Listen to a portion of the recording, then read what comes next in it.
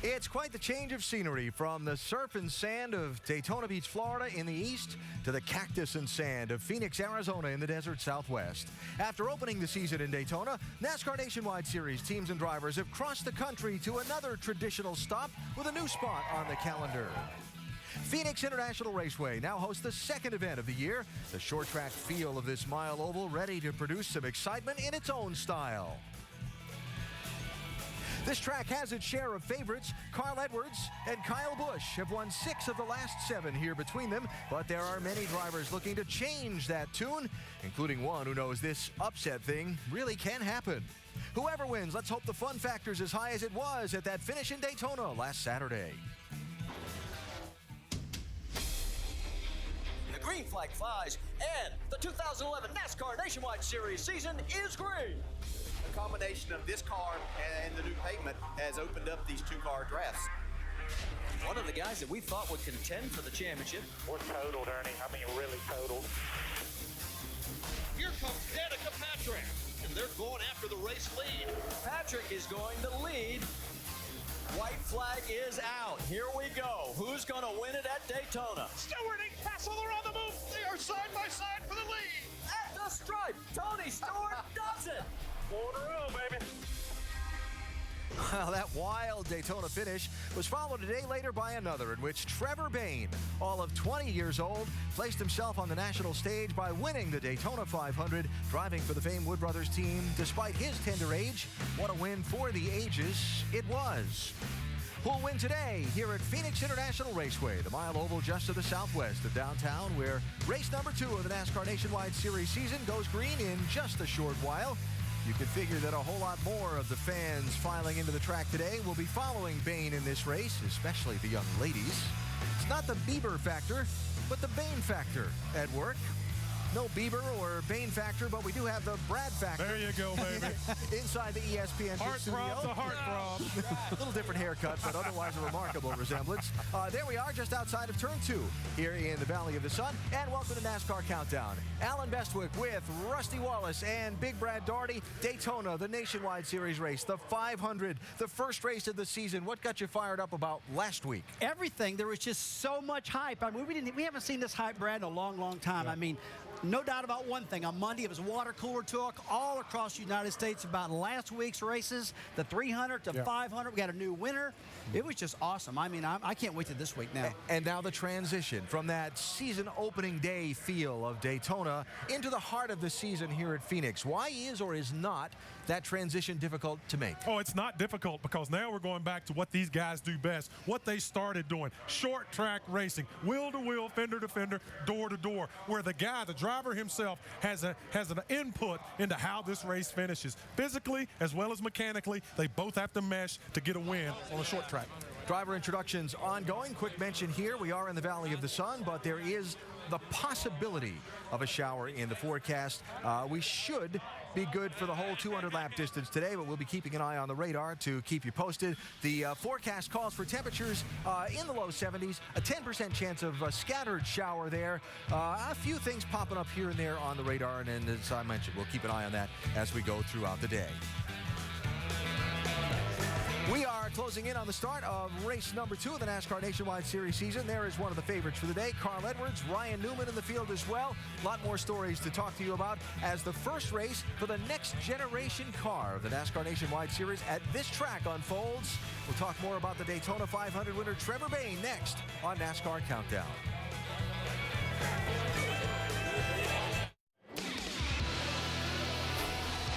NASCAR Countdown is brought to you by Nationwide Insurance. Enter this code at CodeSpotter.com for a chance to win one-of-a-kind NASCAR VIP experiences.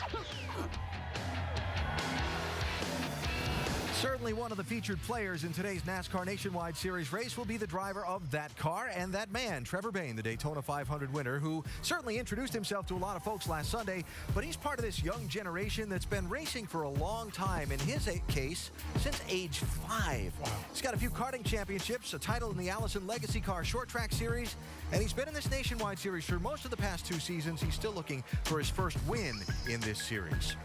The elements of that Daytona 500 story. A young, little-known driver, one of the sport's most storied teams that had fallen on hard times, winning the sport's biggest race together. Certainly worth taking a moment and reliving again.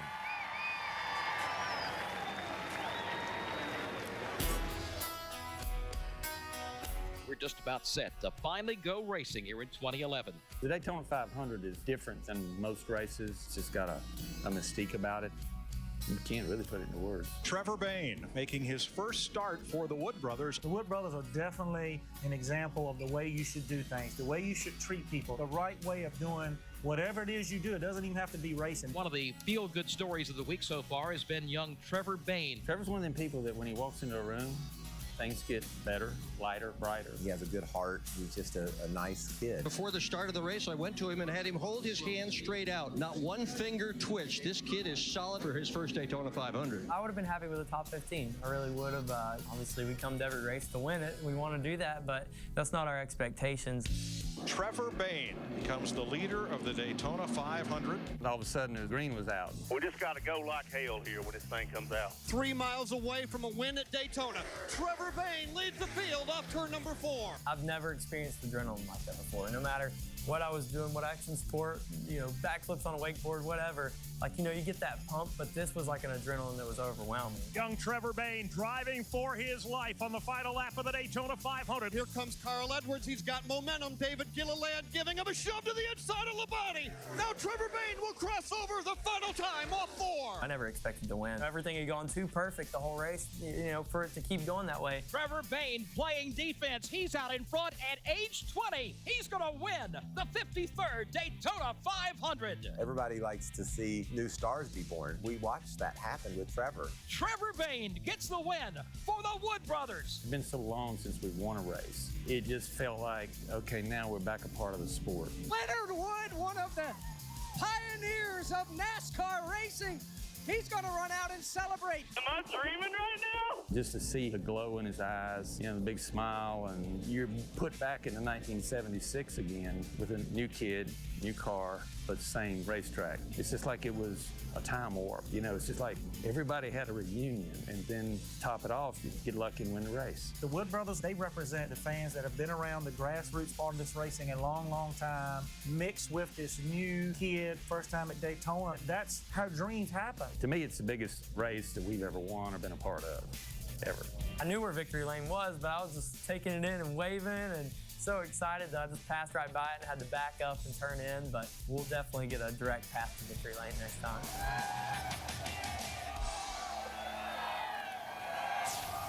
Pretty fun stuff.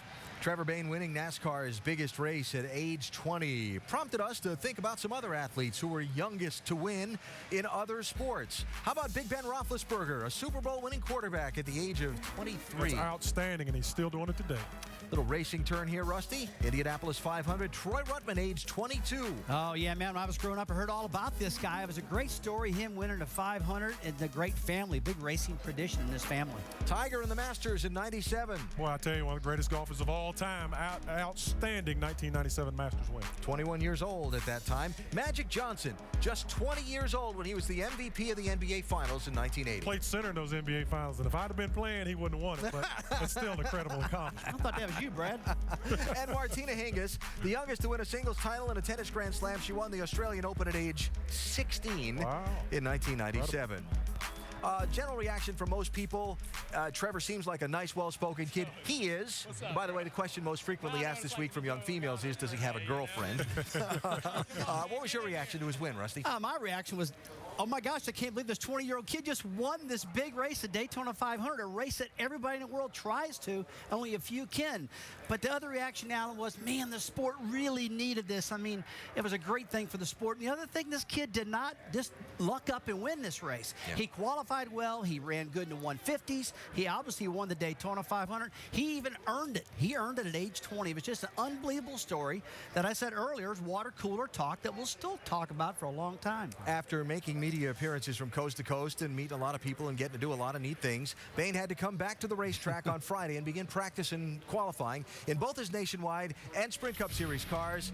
Reality set in quickly when a brake locked up on him in the opening Sprint Cup Series practice. He got into the wall and they had to go to the backup car. car. Yeah, he went out there and tagged the wall pretty hard early in practice, and yeah, it was somewhat of a reality check, but I'm still saying this young man belongs in the Nationwide Series. That's where he needs to develop. That was just a bad day. It'll go away. With the new rules allowing a driver only to earn points in one series, Bain declared before the season he would compete for the Nationwide Championship. Spoke to Eddie Wood, co-owner of the Wood Brothers team, just before we went on the air a little while ago. He said that plan hasn't changed at this point. Trevor is still registered to earn points in the Nationwide Series. Your reaction to that? Oh, I think that's absolutely the appropriate approach for this young man. He needs to race in this Nationwide Series, garner some wins, garner seat time and experience, and let the progression take itself through, the phases he needs to go to cup level. He does not need to jump into the cup level right Brad, now. I can absolutely understand how it would be very, very tempting to do that, though. Yeah. I mean, after you win the Daytona 500, hey, man, let's jump into the big point system and try to get it done. But you know what? I mean, this was a great young man, a great win for him in the 500. But let's get honest now. This is a very, very tough sport. His main focus needs to be the Nationwide Series. I'm glad he's made a decision to do that, because in my mind, if he'd have jumped over in Cup, hey, man, this could have really screwed up his career. Experience. Note the white uniform. No sponsor on this Nationwide Series car for the Daytona 500 winner today. This is the last race on this track's current surface and this exact layout. By the time we come back here in November, the track will be repaved and reconfigured. In fact, if our pit studio sits in November where it is right now, we're going to be on the backstretch. Catching a ride, baby. Yeah. A couple drivers would probably rather not see those changes. Kyle Busch and Carl Edwards have won 6 of the last 7 Nationwide Series races at this track, including both of last year's. Last April, Kyle Busch had a NASCAR penalty for jumping a restart, stormed back through the field in the final laps to score the win. And then last November, Carl Edwards led 3/4 of the race to take the win. The two drivers have qualified on the front row for today. Let's hear from them, starting with Dave Burns. And just walking up to Carl's white number 60 right now, that Ford Mustang that he'd like to put in victory lane here today before they change this place on you, where you've been so successful. 4 wins here, best all time in the Nationwide Series. How do we do it in the early race, though? It's been about November for you here in this team. How do we do it today? We've got to get by Kyle first. He's really fast, and we fortunately have a screaming fast Ford Mustang here, and we've got Ford on the car. It's Ford Drive 1 with the Mustang on the back and Fastenal's on board, and just came off an awesome lap in the Subway Ford Fusion. You're the pole sitter for the Cup race. Yes, that's big. It's important because Subway's sponsoring the race, so that was a really, really big deal for us. And this race is so much fun, though. These Nationwide cars are a blast here, and I'm hoping that we can get another win. This place is so great to me, and it means a lot to win here. It's such a tough racetrack. He dominated last fall. He starts second today. Vince Welch. Well, a year ago in the Nationwide Series, teams in the garage thought that when these guys were racing the new car that maybe the Joe Gibbs teams were a little bit vulnerable. That's not the case anymore. You guys have really gone to work in the winter to get this new car, get their arms around it. In your opinion, from the driver's seat, where's been the big improvement with this new car? I think just the time that we've had to spend on it and kind of get used to the way that it reacts and the way that it does things differently than the old car. So Jason and the guys have done a really nice job over the winter. A lot of work goes to those guys, all 3 crew chiefs that got together and put their heads together and been able to work through the rules and what we can do and stuff. So, we didn't concentrate on it a whole lot last year. We knew it was 4 races. We knew it would be important, but not that big a deal. We were still chasing the Owners' Championship with the old car. So over the winter, the guys put a full court press on it, and they did a great job. So the Interstate Batteries Camry's fast thus far today and qualified on the pole. So look forward to what we have in store here today. Hopefully it's a good, solid run, and if we reach our potential, we should be in victory lane. Thank you, Kyle. Kyle Busch, he won this race in the spring last year, won the truck race last night, starts from the pole today. Doc? Well, Vince, what happened with Trevor Bain last week at Daytona has spurred a lot of young drivers to believe that first breakthrough win is just around the corner, like this guy here, Joe Gibbs Racing driver Brian Scott. And Brian, what's the key for you to get that breakthrough win to victory lane here today? Well, first, Dr. Punch, I got to tell you happy anniversary. Congratulations to you and your wife. And second, it'll be just beating the Cup guys that we're all starting around. I think if I can pass them and get to the checkered flag before them, I think I can get that breakout win. Hey, good luck today. Thank you. Brian Scott rolls off 5th. Alan? All right, Doc, new car on this track for the first time, but teams are still trying to accomplish the same thing, a balanced, well-handling car. We talk more about that with champion crew chief Tim Brewer in our Craftsman Tech Garage. Tim? You're right, Alan. It is a balance because aerodynamics, the rear spoiler, the front air dam, but you have to take the driver's input into all your equations. But we've got the ballast. You can slide it up and down the frame rails, forward and aft. Shock absorbers to ensure a good ride. Springs, they're essential to getting the car down in the front. The sway bar, anti-sway bar in the front, it affects the roll of the car. But the rear spoiler and the front air dam, that's going to create downforce, and you have to change directions, meaning cornering. Everything's an asset here in Phoenix. Tim, thanks. What's it going to take to get that well-balanced car through 200 laps on this Phoenix Mile? And can anybody stop Kyle and Carl? We find out next.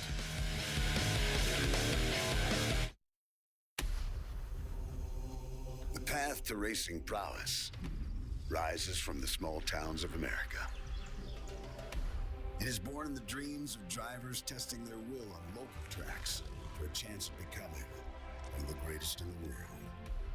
Ambition is awakened in those moments. Every small victory, a glimpse of the dream, as they become what they were meant to be. Local tracks clocking miles of hope, 4 left turns, and a cloud of glory. In the heartlands of America, where legendary drivers have cut their teeth, steering out of obscurity into one of racing's grandest arenas. Trevor Bayne at age 20, he's going to win the Daytona 500.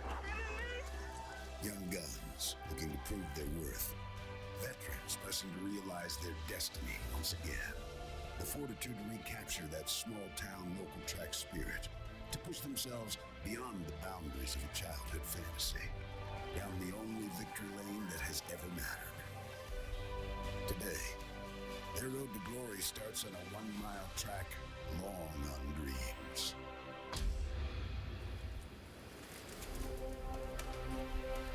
That 1-mile track is Phoenix International Raceway, where many racing legends have graced victory lane over 48 years. In a moment, young hopefuls take on today's racing stars, looking for the chance to claim that moment of glory against the toughest competition. Time to go trackside for the opening ceremony.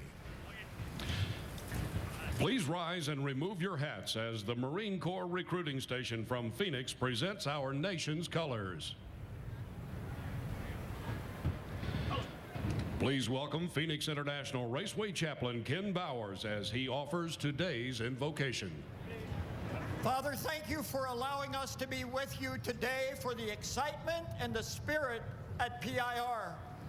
Only one life will soon be passed. Only what's done for the Lord will last. Father, we ask your protection upon the racing today. These things we ask in your name, and everyone said, Amen. Please welcome Broken Bow Records recording artist from Nashville, Tennessee, James Wesley, as he performs our national anthem.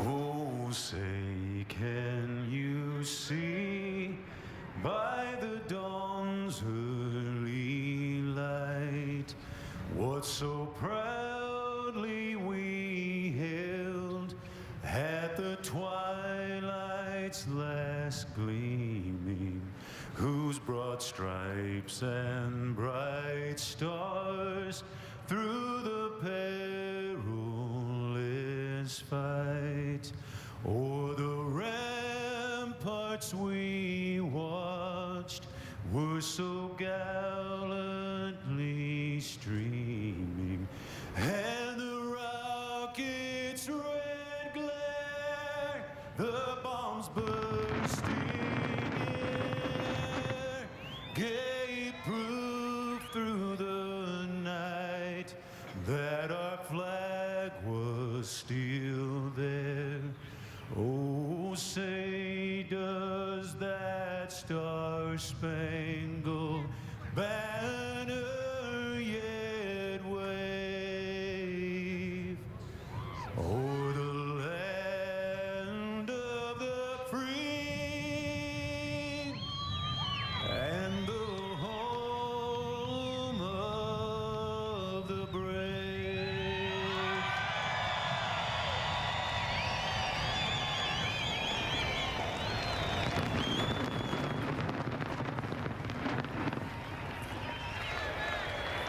for the drivers to climb aboard. Someone else to watch today, Kevin Harvick. He's finished second the last 3 straight Nationwide Series races at this track. Maybe one better for Happy? We'll find out next. NASCAR Nationwide Series at Phoenix is brought to you by Nationwide Insurance. Enter this code at codespotter.com for a chance to win one-of-a-kind NASCAR VIP experiences. A point to be made today at Phoenix by Kyle Busch and Joe Gibbs Racing. Kyle won 13 times last year in the Nationwide Series, including this race at Phoenix, where he came back from a penalty and stormed through the field for a win. We look to see if Joe Gibbs Racing can become as dominant with this next generation Nationwide Series car as they were before. Kyle starting on the pole today, also in the field and worth noting today, Danica Patrick. This is her hometown track. She lives in nearby Scottsdale. Patrick getting buckled aboard that 7 machine. It's her second try in a stock car here at Phoenix. Of course, last Saturday in Daytona, she became the first woman to lead a national NASCAR Series race at the World Center of Racing, but she drafted to the front in that 7 car. Patrick here starting in 20th position. Remember this race last year, she got a little roughed up by some of the boys in competition, so it's part of her stock car education. She took the dishing back out some of what she was getting. Danica again lined up in the 20th spot for today. Our 3 cowboys in the booth have been scouring the desert, the garage areas, to find out the stories we need to follow most in today's race. Here are Marty Reed, Dale Jarrett, and Andy Petrie. What's up, gentlemen? We're going to get on our giddy up and gallop on out to the racetrack because it is a different story than last week. We have the new car, that's the same, but this is old pavement. I guess the question I got to ask both of you is, what's now the responsibility of the driver and the crew chief as we head into this event? Well, these drivers are telling me that these new generation cars are a little more difficult to drive here. You know, there's not a lot of grip with this pavement. They have more downforce with these cars, but going through the center of the corner is a little bit more difficult. That's where you make a lot of speed. But their biggest responsibility is to try to tell the crew chief as much information, Andy, about that car as they possibly can. This is not a very long race. Don't get many chances to adjust. Yeah, they need all the information they can because this car is going to be different to adjust than the car that they're used to, especially on this track. Not a lot of experience for these crew chiefs. They need that information from that driver as soon as they make one of those changes to know how much it changed it, how much it helped it, or whether they can do something similar to that on the next stop. Because like I said, they might not give it one more chance to adjust it. Well, we always talk about how important qualifying is. Think about this.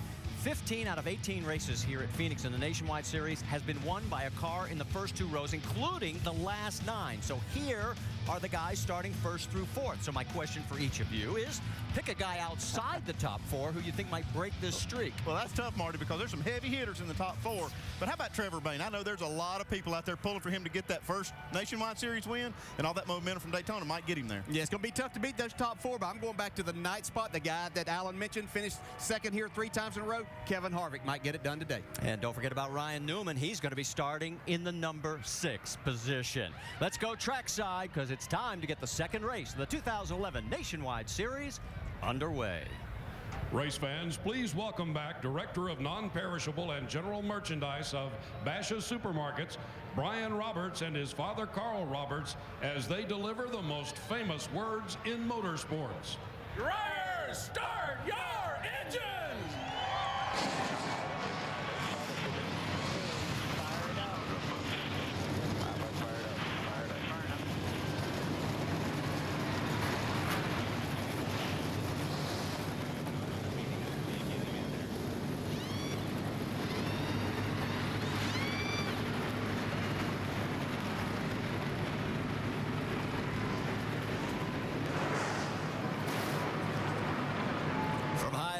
The cars have fired, and we're getting ready to head out on to the 1 mile oval here at Phoenix International Raceway. And there's the 16 of Trevor Bayne. He is going to be our in-race reporter today. Who better after what happened last week at Daytona at the age of 20, becoming the youngest ever by 5 years to win the Daytona 500. It's been a whirlwind week, and it's his first race since that win. We'll talk to him when we come back.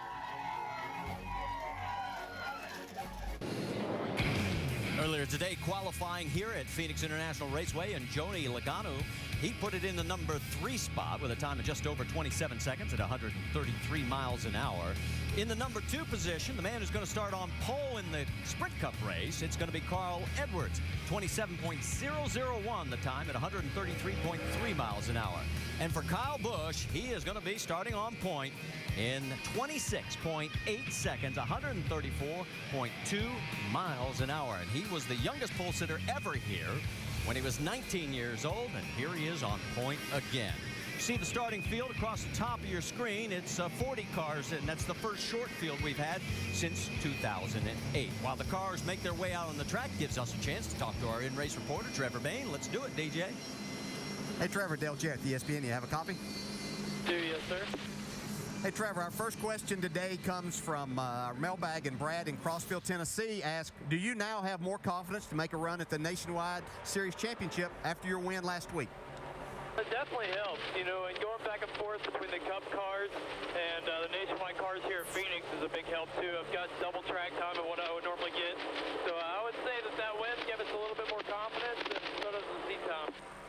Okay, Mr. 500, we've seen you on all the talk shows all around the country all week in NASCAR, not NASCAR settings, kind of. How was it coming into the garage area on Friday and seeing your peers? It's been pretty wild, man. It's cool to see the support. You know, they've been really good this week, very supportive. All the other drivers and crew members and guys that I've seen for the last, 3 years that I've been around the garage area.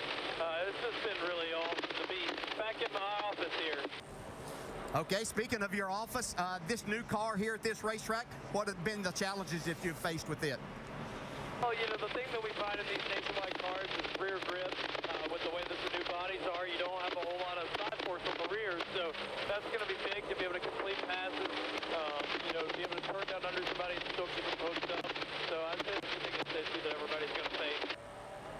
All right, Trevor, we're glad you still had a voice to talk to us today. You have a great race, and we'll talk to you later on. Thanks, guys. All right, let's check in on the rest of our onboards. You know that Trevor has one. Let's also show you Elliott Sadler, Danica Patrick, Justin Allgaier, Jason Leffler, Stephen Wallace, Eric Almirola, and Ryan Truex. Our over-the-wall reporter today is our jackman for the number 16 of Trevor Bain. That's William Sturgill. William, you guys be safe down there. We'll be checking in on you throughout the day. Time for our Goodyear track facts, and the biggest fact is this is the last time we're racing on this surface. Yeah. There's some guys not too happy about that. They really like this old surface. What you won't see there on that graphic right there is there's not a lot of grip to be had, not a lot of banking here. Well, one thing, Goodyear did a good job with this tire because they set a new track record qualifying. All right, let's check in on pit road quickly. The Dr. Jerry Punch. Marty, the asphalt here at Phoenix International Raceway is worn out, so it has no grip, and that means its track position is so critical. That means these guys are going to have very difficult decisions behind me. Crew chiefs say you can change 2 right-side tires and fill it up with fuel using 2 gas men in 2 seconds less than you can change 4 tires with 1 gas man. That 2 seconds, that's track position, but at what cost? Jamie. Well, Kevin Harvick is back in his Nationwide car for the first time this year, and he's working with his new crew chief, David Hyder. Now, it's been an uphill battle so far this weekend. The car was never quite right. In qualifying earlier today, he said it was extremely loose. However, he expects these cars to tighten up a lot more than the old car, and that could help him in the long run. Let's go upstairs to Marty Reed. All right, thank you, Jamie. As the cars come through turn number 3 and 4 in the first 2 rows, 92 combined NASCAR Nationwide Series victories. On the front row, well, Carl Edwards and Kyle Busch have led 61% of the laps raced at Phoenix in the last 6 events. Cream rising to the top, you better believe it. They come out of turn 4. Pace car has pulled down onto the front straightaway, down the front stretch, and this race at Phoenix is green.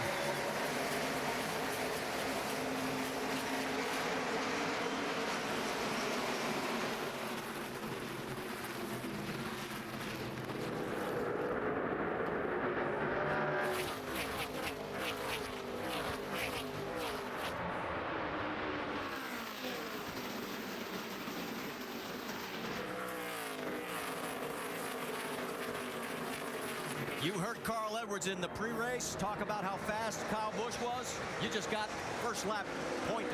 Well, I just got an indication of why. When he took off of that restart, he drove by those guys going through the gears. That tells me he's got a really good engine in that car. Oh, got a little contact here with Brian Scott and Brad Keselowski. Yeah, Keselowski almost got into the outside wall off of 2. That's the tightest corner you have here. Of course, Kyle won the truck race last night, looking to double up today. Trevor Bayne on the high side trying to get around the 11 of Brian Scott. There's the end of lap number 2. The lead is 0.8 of a second. Yeah, if you see them go down the front straightaway, one thing they usually battle at this time of the day is the sun right in their eyes going down into turn 1. We have a lot of cloud cover. That's one issue they won't have to worry about. Let's go back and take another look at the contact. You can see right there, Brad just gets a little bit loose, and as he corrects it back, he gets in the right front of Brian Scott. From Trevor Bayne. Good look right here from Trevor Bayne's car. Just right out of control off that corner to start with, and you just don't have a lot of room. There goes Kyle Busch, second place. Carl Edwards, Joey Logano, Brad Keselowski, Ryan Newman's up to 5th. Brian Scott 6th. Kevin Harvick has moved up to the 7th position.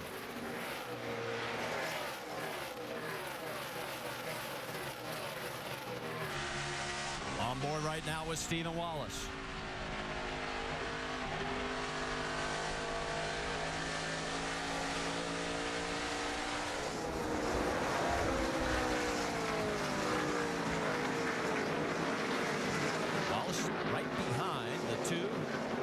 Sadler as those two continue to chase down the 16 of Trevor Bayne.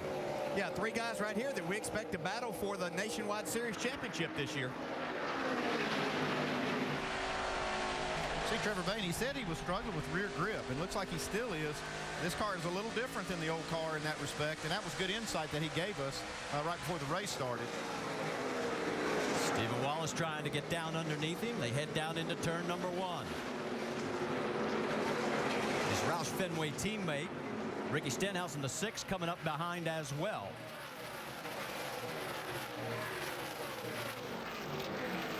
Bayne holds off the 66 for the moment.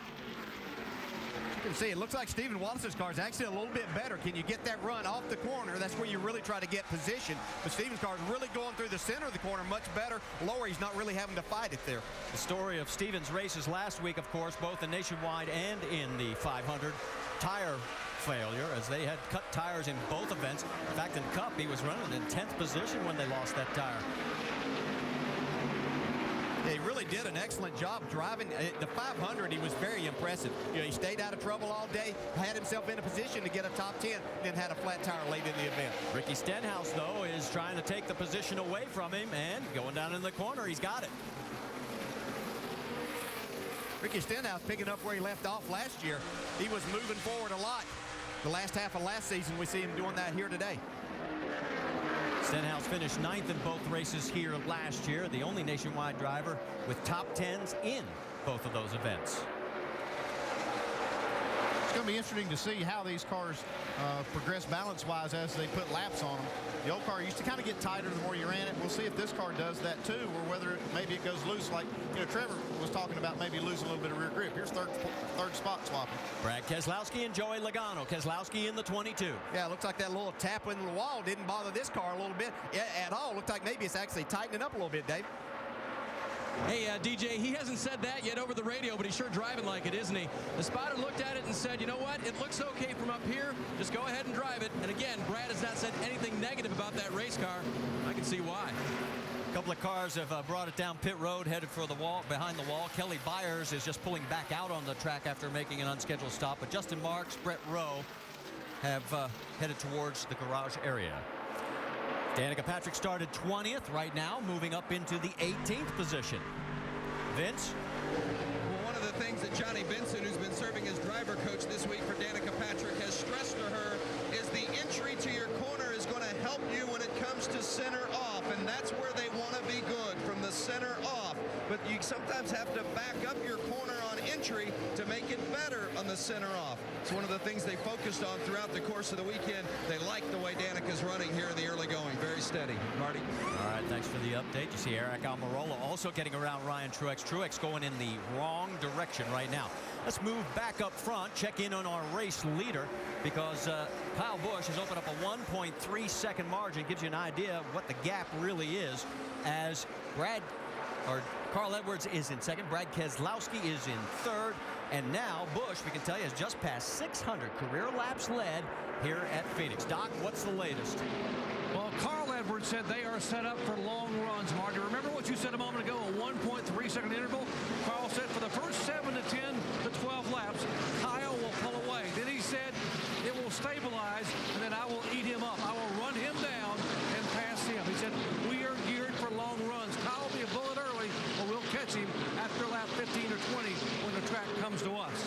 Doc, he's already running faster lap times than Kyle, so it's already started for him. It's now down to 1.1 to back up exactly what the two of you are saying. Good point, Doc. Way to go. And you can see on the left side of your screen, Joey Logano's got his mirrors full of 33 of Kevin Harvick. Yeah, Kevin Harvick's moving forward. Jamie was talking about his new crew chief, David Hyder. He is a short track specialist. He'll make this race car go around here. They go around slower traffic. Give you an idea where the race leader is coming across the start-finish line.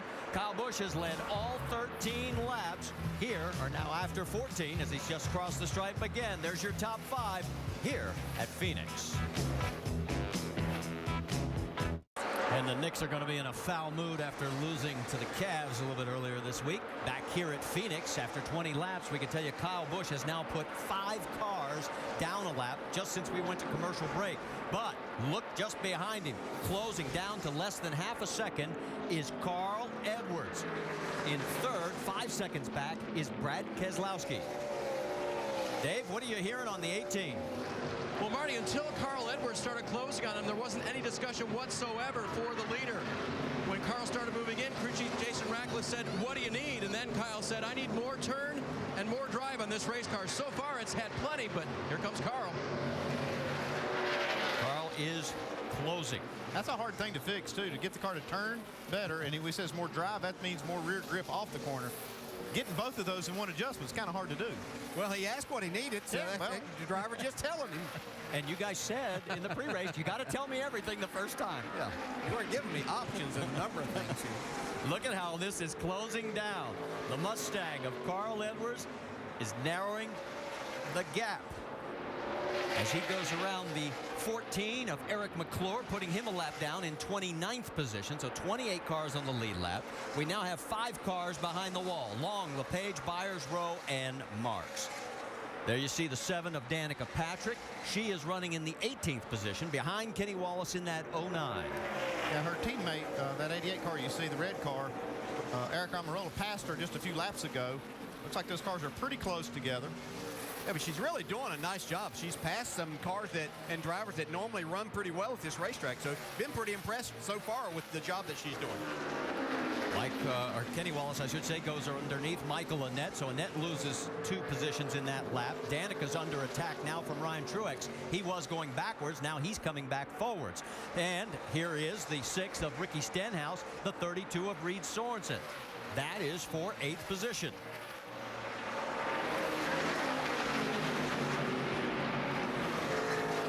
New car is something that Ricky Stenhouse, too, has really adapted well to. He's had some good runs in these cars last year, so I think that it really kind of fits the style that he likes, or he's really giving them good information. Might not qualify quite as good, but he's really doing a great job in the race.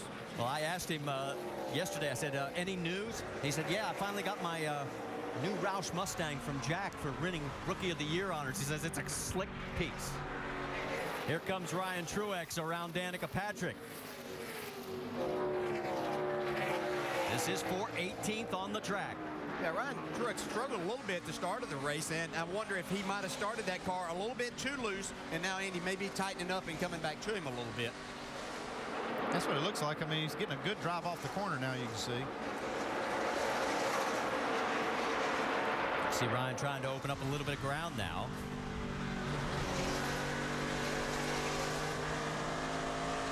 And there you see it. He does get coming off that corner. He pulls her. Yeah, it just looked like what I could see from that camera shot there and off of 4 the last time. Danica might be losing a little bit of her drive off. A little bit further back, you've got Reed Sorensen right there in the 9th spot. Trevor Bayne closing in on him. So maybe Trevor's car is starting to come back to him a little bit. Yeah, his car was pretty free in the beginning of the race. He lost a few spots.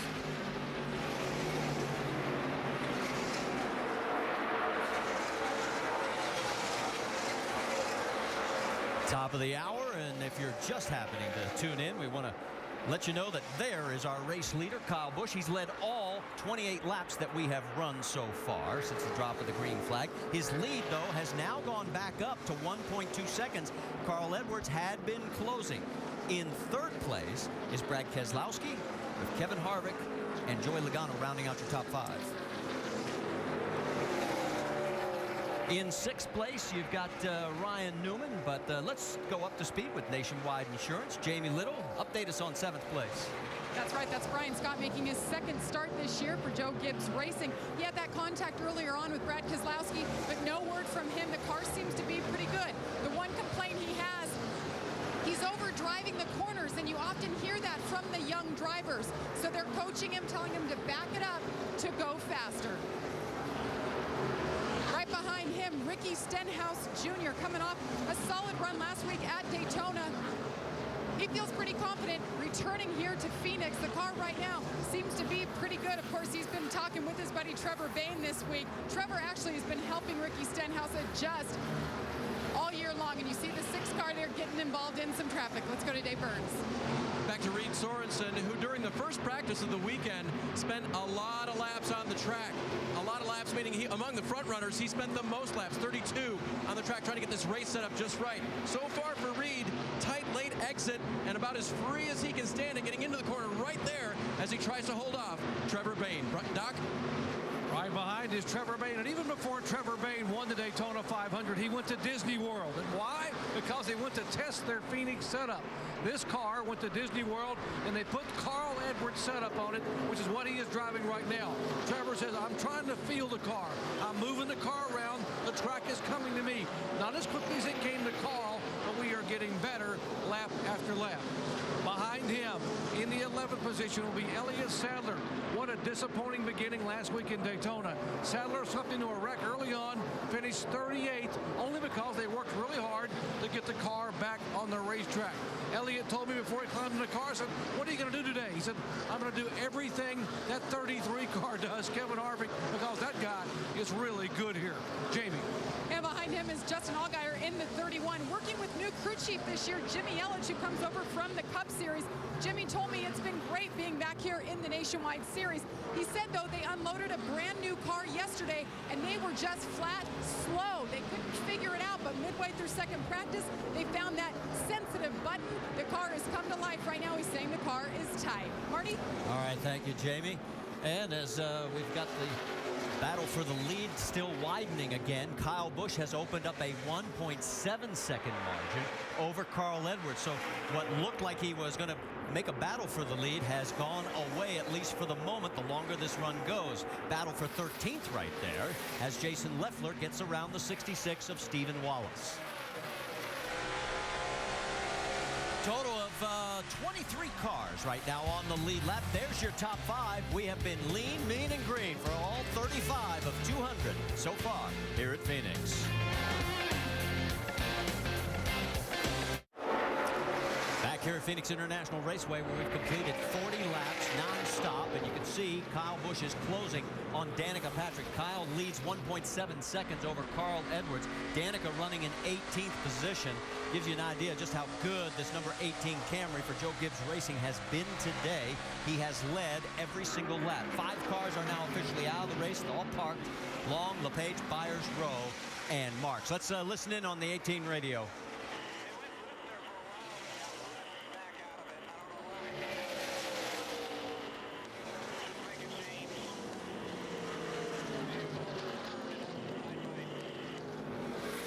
Yeah, it's just like we talked about earlier. We don't really know. I mean, these drivers are really inexperienced with this car. Like you said, he didn't really know why that feeling went away, but it did, and that's the information, exactly the kind of information that Jason Ratcliffe needs to be able to adjust it. You saw him fly around Derek Cope. He is 2 laps down right now in 32nd position.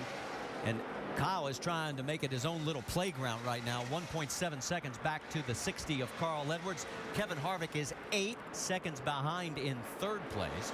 Brad Keselowski, Joey Logano round out the top 5. And the drivers currently in the top 5 won 28 of the 35 races last season, and not a single one of them are running for the Nationwide Championship.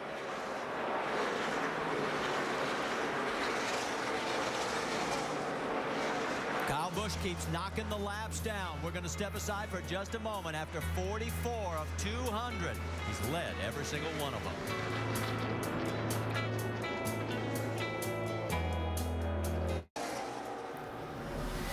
When it comes to the Nationwide Series, in this race last year, it was all about Kyle Busch. Despite a penalty for jumping a restart, he still came back to win handily.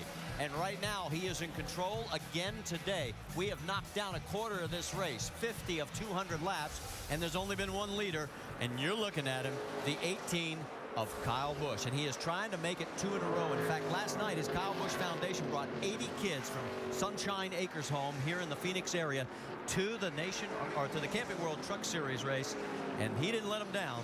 He won that one as well. Let's move a little bit further back. You've got Joey Logano now, his teammate, running in the 5th position. Dave Burns, what are you hearing? Well, Marty, why can't he run up front like his teammate? Well, listen to the radio.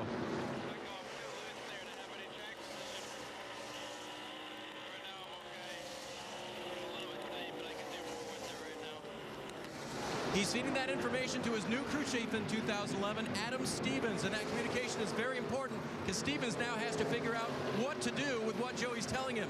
But their communication is good because Stevens has been around Joey for quite a while, including every single one of his Cup starts up until this year. So they know each other, they know what a little loose or a little tight means, and Adam's going to go to work on it in this first pit stop, Marty. And he's trying to track down that 22 of Brad Keselowski because that is for position. In fact, it's the closest battle we've got on the racetrack right now. 4th and 5th, and he's going for it. Yeah, and you can just go by that information that he gave. His car was too loose to start this race. He fell back quite a bit, but now the car's tightened up some. His car's a lot better as we have caution. Ryan Newman was in there as well, and we have our first caution here on lap 54. We have debris reported on the racetrack. So the 1.1 second lead as Carl Edwards was starting to chip away again. He got within about 0.4 of a second of Kyle Busch. That's going to be a crucial pit stop for a lot of cars to get those things adjusted right. You were talking about the fact that you've got to give me all that information in our pre-race because we may only get 2 shots at this. And just like what Joey Logano said, if I'm his crew chief, I'm taking that saying, okay, I don't want to get him loose because he was not fast. He couldn't do anything with a loose car. So we want to make sure he's tight. So we probably end up tightening the car up a little bit, see how it reacts. One other thing to remember, last week was the first time we saw the new refueling system in action. The catch can man is no longer there, and everybody's still trying to figure out how to make this scenario work. Yeah, because they're going to be making chassis adjustments, and without that extra man across the wall to help them do that, it's going to create a little bit of a challenge for these crews, and they're going to find out for the first time making a 4-tire stop and adjustments with this new fueling. This longest green flag stretch here to start a race since the first 150 laps were green in the inaugural race back in November of 1999. But we are getting ready for our first round of pit stops. We're heading through turn number 4. Here comes Kyle Busch and Carl Edwards leading them on down, and we're going to send it to Vince first. In the 30 cars, Ryan Newman working with the Turner Motorsports team this week. First time that he and crew chief Stuart Cooper have worked together. Car's just a little bit too free for Newman there at the top of your screen. They're going to go down a couple of rounds on the track bar and make a 4-tire change with Sunoco fuel. Jamie Little? And Kevin Harvick saying his car was very loose. Now his temps were getting up pretty high, about 250. They're pulling a piece of tape off 4 tires. Doc? Monitoring his screen, Carl Edwards said he is tight in the middle, loose off. They're going to take a half a round to wedge out. Air pressure change. Dave. 4th place, Logano, track bar adjustment and air pressure. Leader, Kyle Busch, track bar adjustment and air pressure. He'll win the race off of pit road. Let's see who's second. It's Carl Edwards. And you see everybody so far taking 4 tires. Last week, we didn't have anybody taking 2 tires early in that race on that new pavement at Daytona. The biggest gainer, Trevor Bayne, picks up 2, and Justin Allgaier picks up 2 as well. Back here in Phoenix, where we're getting ready to go back to green flag racing, we've got a total now of 17 cars on the lead lap as Eric Almirola is the recipient of the lucky dog. Our leader is Kyle Busch with Carl Edwards, Kevin Harvick, Joey Logano, Brad Keselowski, your top 5. 5 cars out of the race. Green flag flies. We're racing again.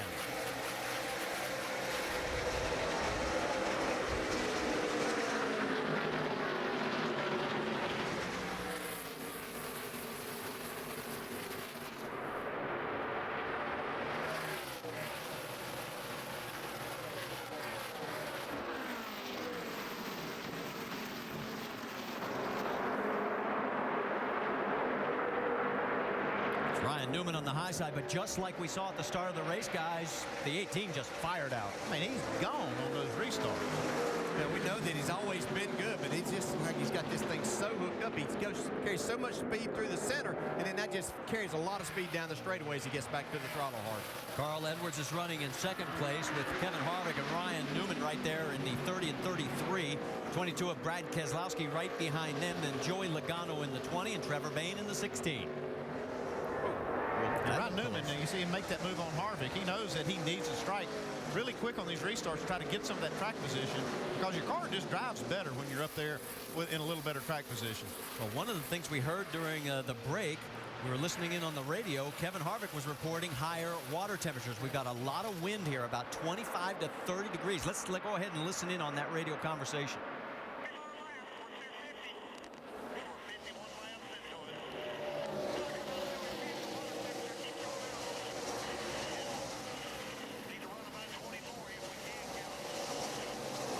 Now, some of the guys were saying that a lot of debris is being blown because of these 20 to 30 mile an hour winds we're seeing. Yeah, they're going to have to keep an eye on that, and this new car is going to be different, too, as far as how the grill gets clogged up with debris. It's not like the old car was. So, yeah, that 11 car right there getting just a little out of shape a few laps ago. Yeah, and it cost Brian Scott dearly. He is in the 10th position right now, and you got Ricky Stenhouse Jr., who had worked his way up to 7th, fell back during the round of pit stops. He is in the 11th position, now on the high side, trying to take that spot away. Right behind both of them is Elliott Sadler.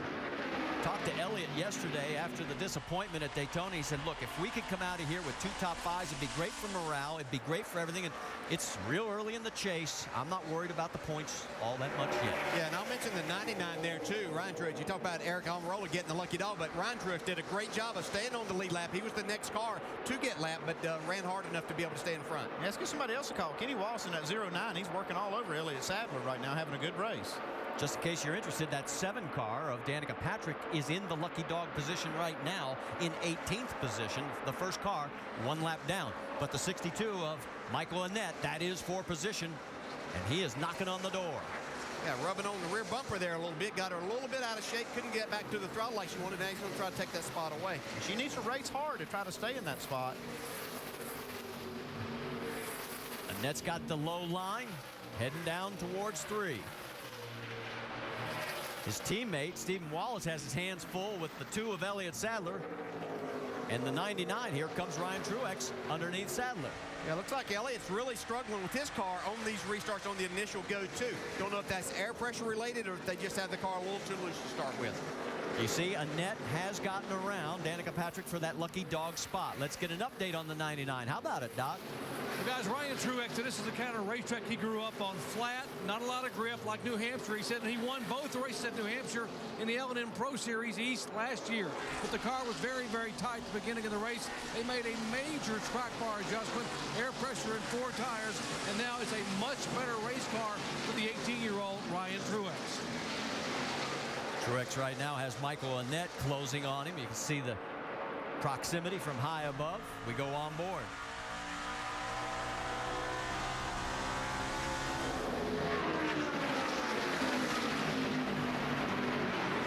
I'll let you know while all this action's going on deeper in the field, Kyle Busch still leads. His lead is now up to 2.5 seconds. That's the biggest. Martin Truex taking a look, keeping tabs on little brother. Martin's going to start in the 7th position in the Cup race tomorrow.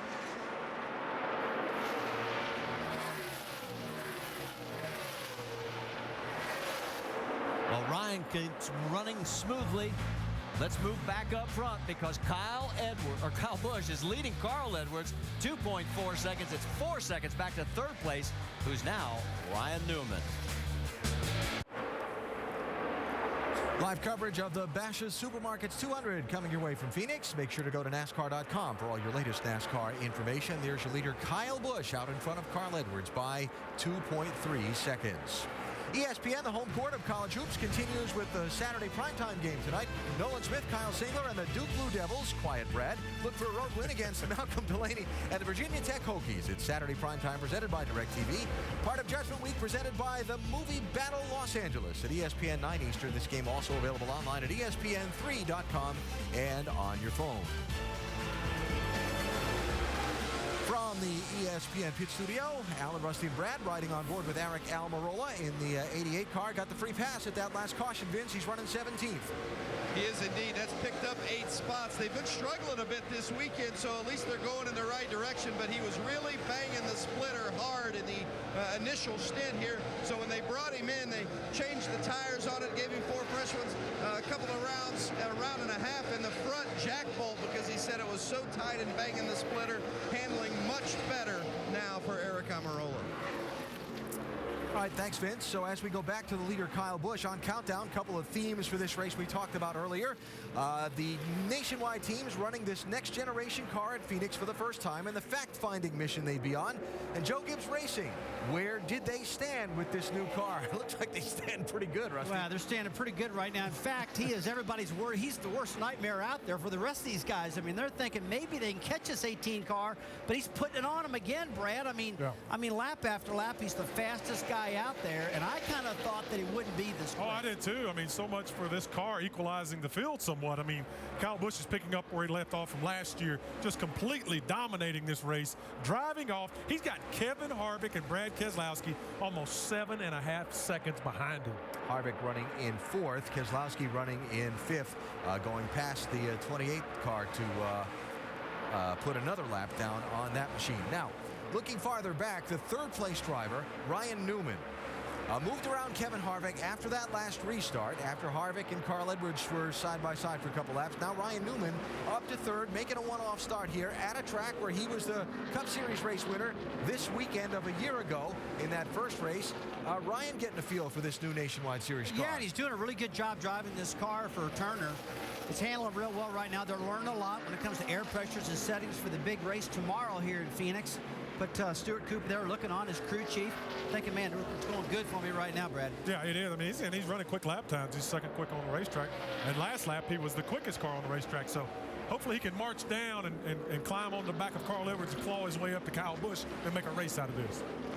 Vince has an update on Ryan Newman. Well, it's interesting. This is the first time that Newman has worked with his crew chief, Stuart Cooper. In fact, Cooper works with a different driver just about every week. Last week it was Casey Kane. Newman this week. He's got Reed Sorensen next week. Cooper will work with the same driver in back-to-back races only twice all season. That sounds like that would be an extremely difficult task for the crew chief, but Coop said, you know, when you got guys like Kane and Sorensen and Ryan Newman in the car, it makes the job a little bit easier. Newman having a very good run here in the early going. They've been quick all weekend. And talent and experience helps a lot of things, Vince. Thanks. Ryan Newman again running in 3rd, 5.7 seconds behind Kyle Busch. Now, another thing we were looking for before this race started, pit stops. The new fueling system for the cars, eliminating the catch can man off the pit lane. This being the first race, Daytona was kind of a different animal with the tires and the new pavement and mostly being just fuel-only stops. This being the first race, we see the new pit stop choreography. Yeah, take a look. This is last year. You see the catch can man there. He's in there. It's just an extra body over the wall. And NASCAR doesn't want that. That was 7 people right there.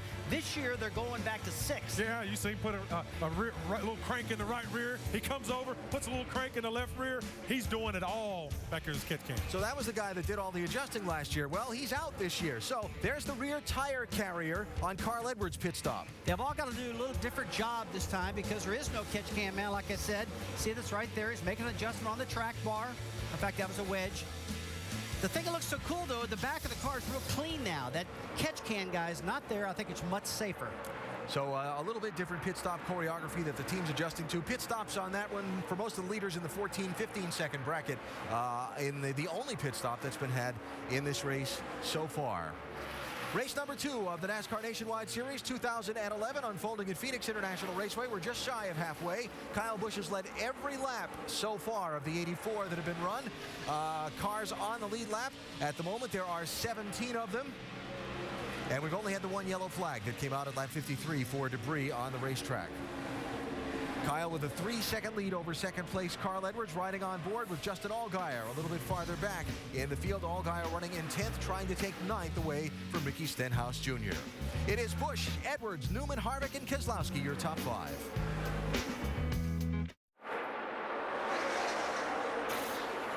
Great view of Phoenix International Raceway, where our race leader for every lap has been Kyle Busch, all 91 of them, and their fastest lap at 131.6.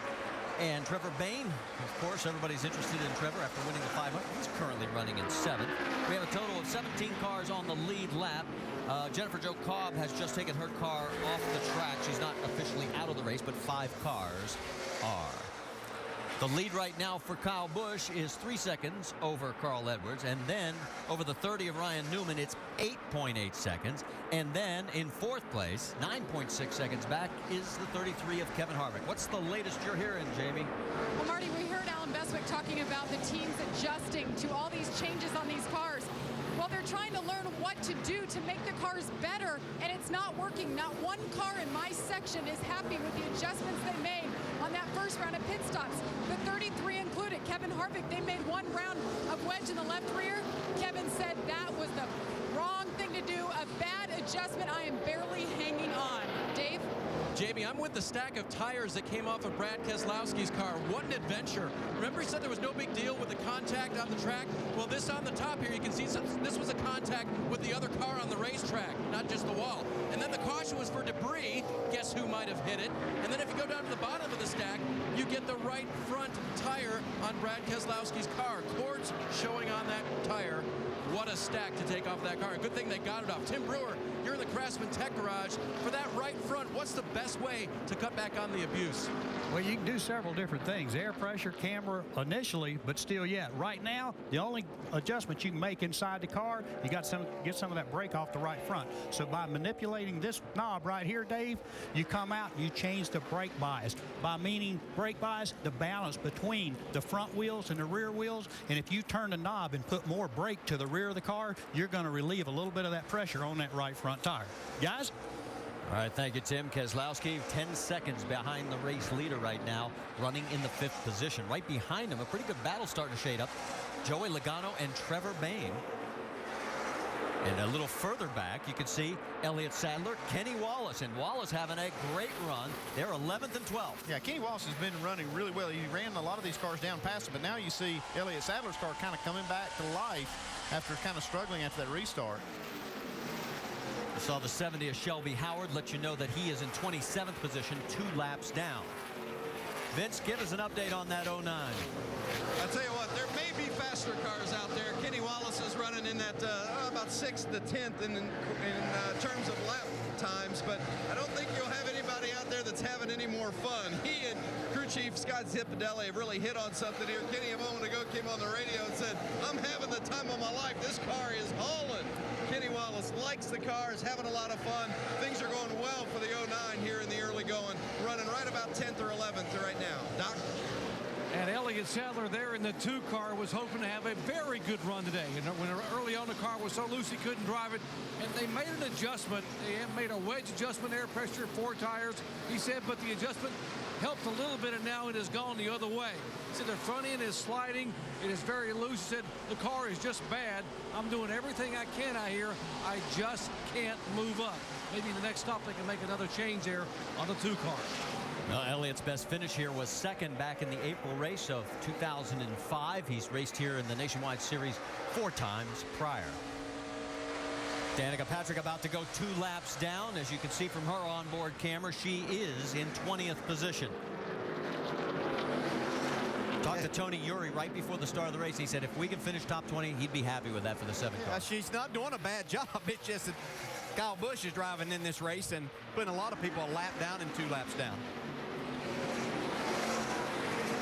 I can tell you 16 cars are now on the lead lap. Eric Almirola is again 1 lap down. He got the lucky dog at the 1 and only caution. That's Trevor Bayne's view of Joey Logano right in front of him. That is 6th and 7th on the track. Yeah, Trevor's leading the charge for all the nationwide eligible drivers in this race so far. All the top 5 are Cup drivers and not eligible for the championship.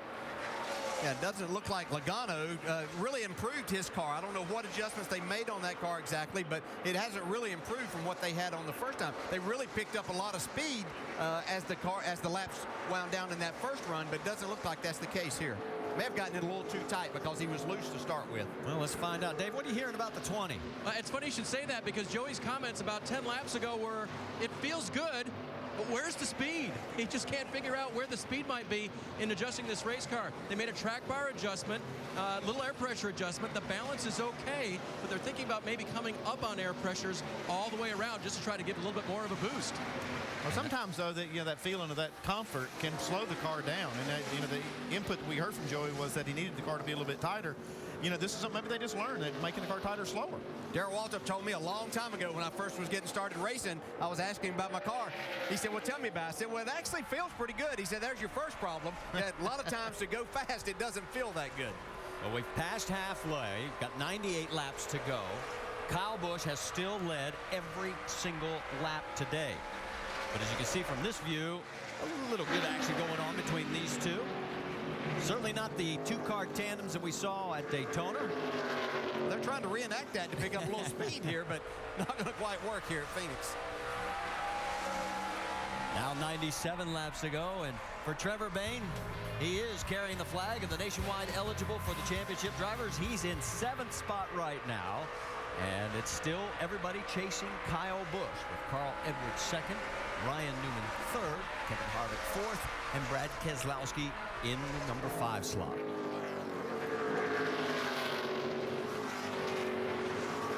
We have another tire situation for the 66. We mentioned it earlier in the race because Stephen Wallace is coming down pit road, and don't think this is scheduled.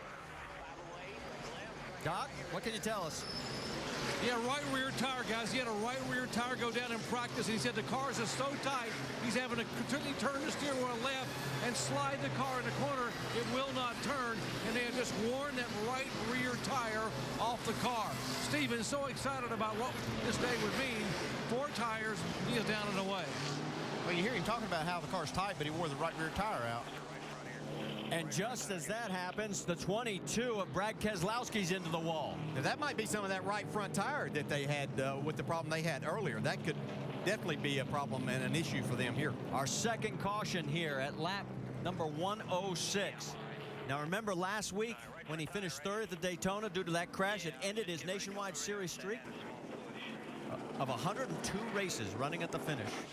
That's a hard lick right there, and that's about the same amount of laps on this run that he ran that last run where we saw cords on his right front. So after finishing 102 straight, he's going to go 2 DNFs back-to-back. Unless they can fix this thing. Well, they might be able to fix it, but it won't run very fast. They're going to lose a lot of time doing it.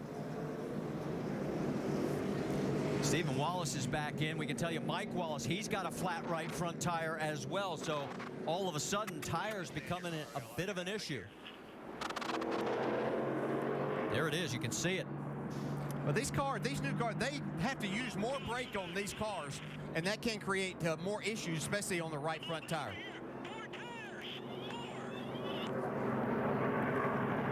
Can we say sense of urgency? Yeah, that was Brad Parrott. He's trying to get these guys to change those 4 tires before the pace car comes around. Brad is out of the car, and we're going to have pit stops under the yellow again. Vince, you're up. Well, it's been a pretty good run so far for this Turner team with Ryan Newman in the seat. He started 6th, then he's up to the top 3. It's a Sunoco fuel, 1 can of Sunoco fuel, 4 tire change, and going down a couple around on the track bar to snug it up. Jamie? Kevin Harvick saying his car is rotating so hard it's just laying over on the right rear. Wedge adjustment, track bar, air pressure, and 4 tires, Doc. Carl Edwards loose on entry, said they're going to lower the air pressure to get maximum grip, lower the track bar, 4 tires, first stickers of the day. Dave. Leader Kyle Busch. Hey, Gasman Scott Wood dropping barely a drop. Excellent fueling on that stop. They also got 4 tires, made an air pressure adjustment and a little track bar adjustment, same as before. He leads off pit road again. Race off pit road. You can see that Harvick, Logano pick up 1 spot each. Newman drops 2. Big gains for Leffler and Brian Scott as they pick up 4 apiece. All right, let's go back and show you what happened to the 22.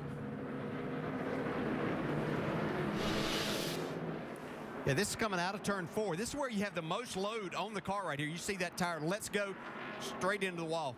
Nothing the driver can do in that situation, but that just, I don't know if you had a cut in that tire or if it was an issue again of maybe brake heat and then cutting it down. So a hard lick into the turn 4 exit for the 22 of Brad Keselowski, our defending series champion. Let's go on board with Trevor Bayne.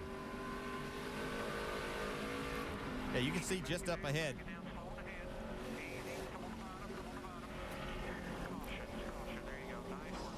Spotter gives him a good call. Trevor gets by clean and easy. Not so easy for Brad Keselowski today. Stay with us. A little different twist on our 5-hour Energy Rapid Recap. Kyle Busch's last 3 Nationwide Series races here at Phoenix have been weird. Lap 9, racing for 4th in November 2009, gets involved in an incident, comes back to finish 9th.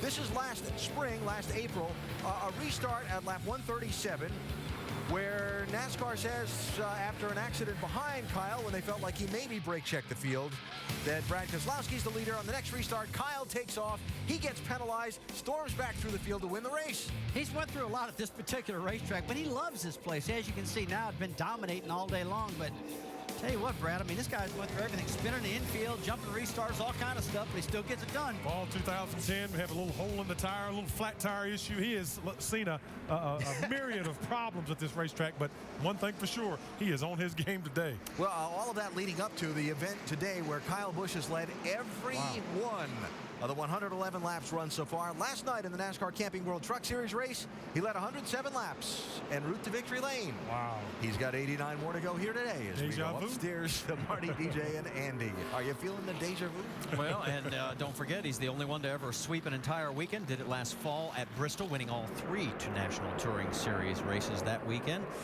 And right now, he is definitely in the driver's seat. In fact, the first 3 cars have 18 NASCAR wins in all the divisions. Among those top 3 of Kyle Busch, Carl Edwards, and Kevin Harvick. Lucky dog for the second time goes to Eric Almirola. Only 15 cars on the lead lap, and Trevor Bayne, the leading driver in the nationwide only category, actually right behind Sorensen. And Reed is running 6th. Trevor is in 7th. Pace car pulls off. Kyle has been on the low side on both of the restarts. And green flag flies, and will he fire out the cannon again? Carl's trying to stay with him.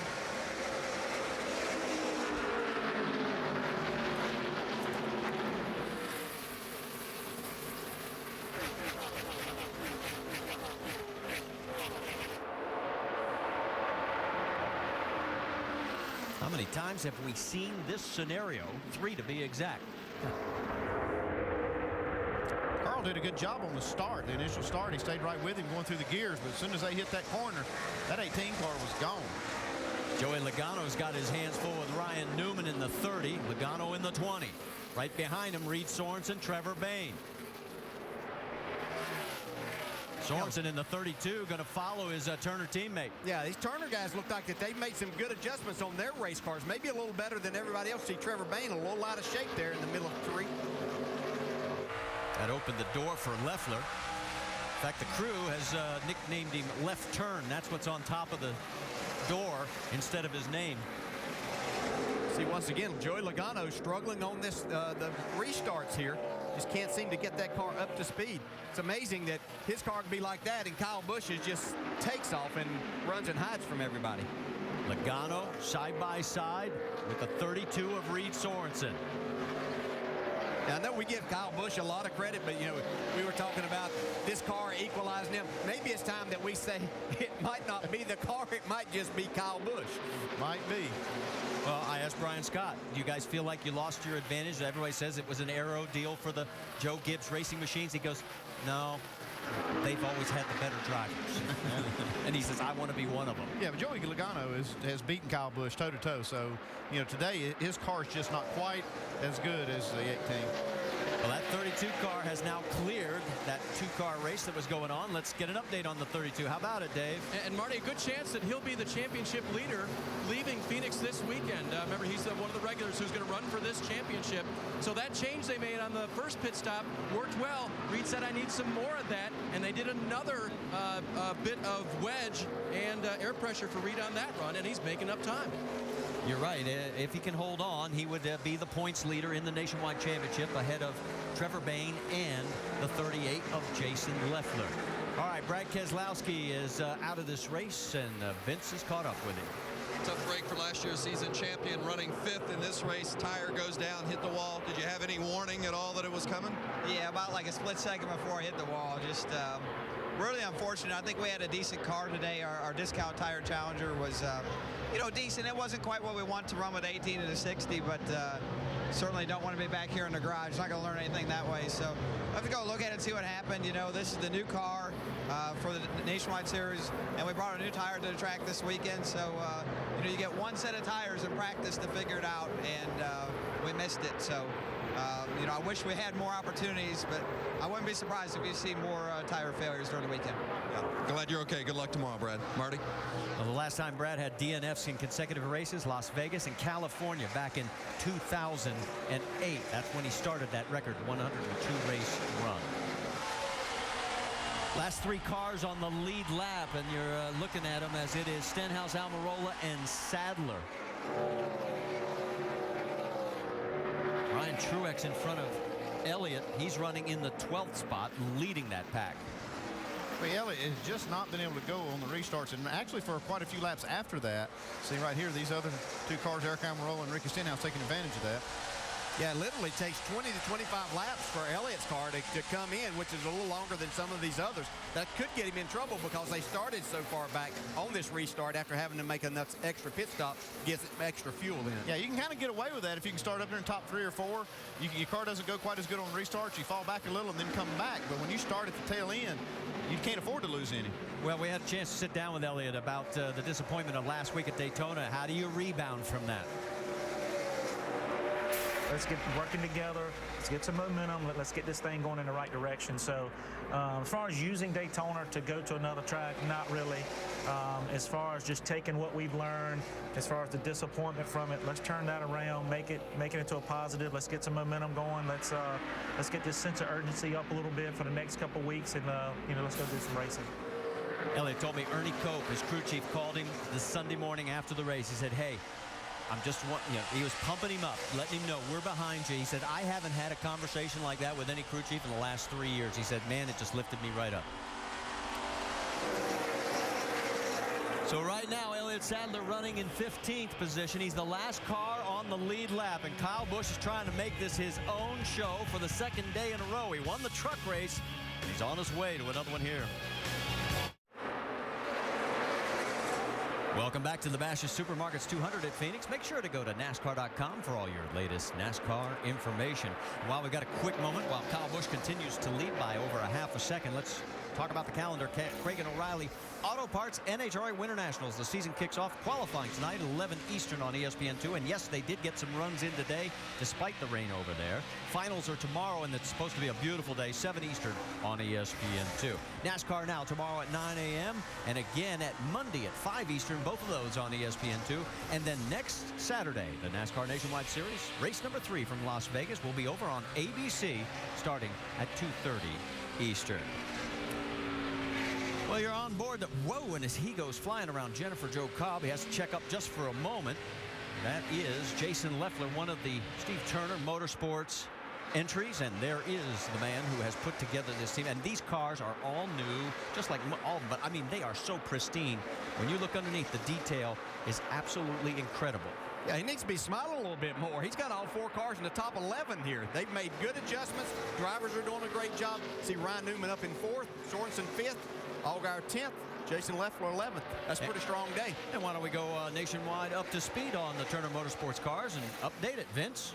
Well, Marty, as you indicated, a lot of new cars, a lot of new people, and the results have been real solid, at least in regards to today, for sure, for Steve Turner and Turner Motorsports. Remember, they switched to Chevy. They've got Hendrick power under the hood. Since mid-October, this group has built 22 new chassis in-house. And they've got guys like that guy right there, Ryan Newman, driving the car. Casey Kane, Jason Leffler, some of the other big names in this series, Justin Auga.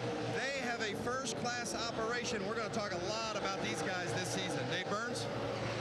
As for Reed Sorensen, we already talked about how the adjustment was going the right way. He's picked up one spot since that restart. And what he had to say about the organization was the same thing. In fact, what Marty mentioned, pristine. He said, "Have you looked inside my race car?" I said, "No, I hadn't." So I went and did it.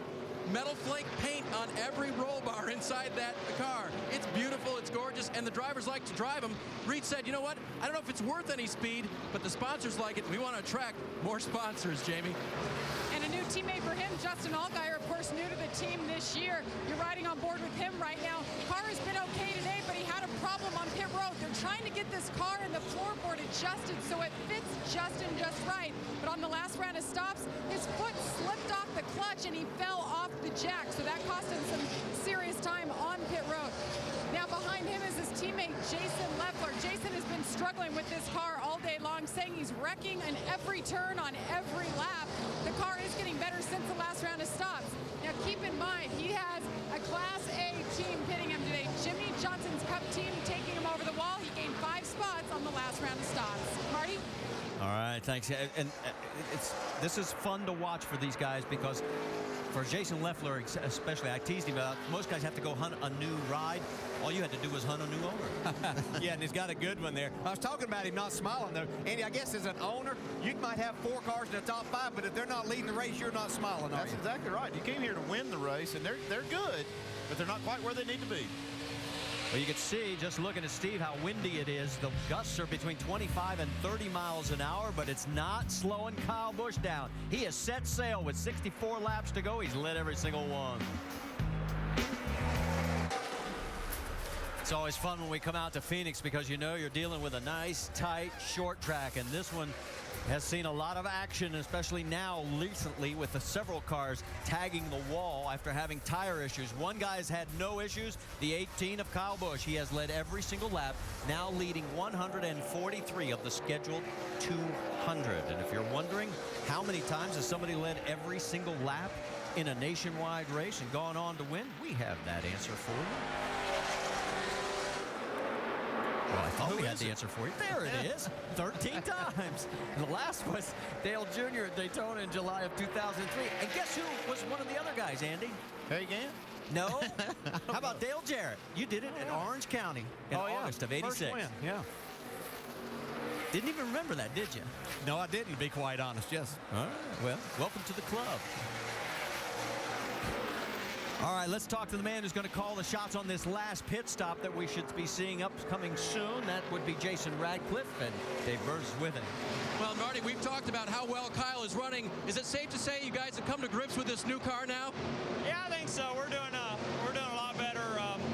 Our interstate battery Toyota's been pretty good. The race team's been awesome on pit road, obviously, and the driver's doing a great job. So we got about probably one more stop right here. We've been keeping up with the racetrack, just small adjustments here. So one more stop, we'll see if we can get it done. All right, we'll see what the driver wants this time. Dr. Punch? Well, I told you earlier that Mike Beam, crew chief for Carl Edwards, said they are set up for long runs. And although they have gotten better and better and gained on Kyle Busch, they have not been able to pass him today. Now, that's Mike Beam on the right of your screen. Now, Mike said we can make some major adjustments in this final stop to convert this car from a long-run car to a short-run car. But if we do, it's got to be less than 30 laps to go, or else we will burn the tires off of it by making those changes. Andy Petrie, I'm asking you, what would Mike Beam do? How big of an adjustment would it be to change this car from long run to short run? And would you do it right now to try to catch Kyle Busch? Well, you got to do something. He's going to get beat otherwise. I'd say roll the dice, see what happens. Things you can do, Doc, would be to raise the track bar up if his car's a little bit tight. It's going to abuse, like you said, those right side tires a little more. He can pump the air pressures up so it gets going quicker. I mean, I'd try something. What do you think, Dale? Yeah, you can try something, but I'll give you the rest of the day to try whatever you want. Hey, and unless something happens to this 18, you're not going to. He's fast, and he's good for the short run and long run. There's something we better throw into the equation right now while you're watching the battle for 6th place. 7 of the 18 races here at Phoenix have gone green, white, checker. So if you're going to set up for a short run, that's going to play into that if it happens. Well, he can't beat him in the long run. He's tried all day long, so I'd try something. I'd go down fighting. How about the 01 of Mike Wallace? The car, we've noticed this. Keep an eye on him. You're going to notice he's got no track bar. Oh, no, he's got a front sway bar, actually, Marty. Watch this. They blew that right front tire and ground the link off of the sway bar. You can see just how much that car is rolling over. Almost looks like it's going to turn over in the corners. As compared to these two cars, you see how flat the nose is when they go through the corner. They're running for 6th and 7th position right now.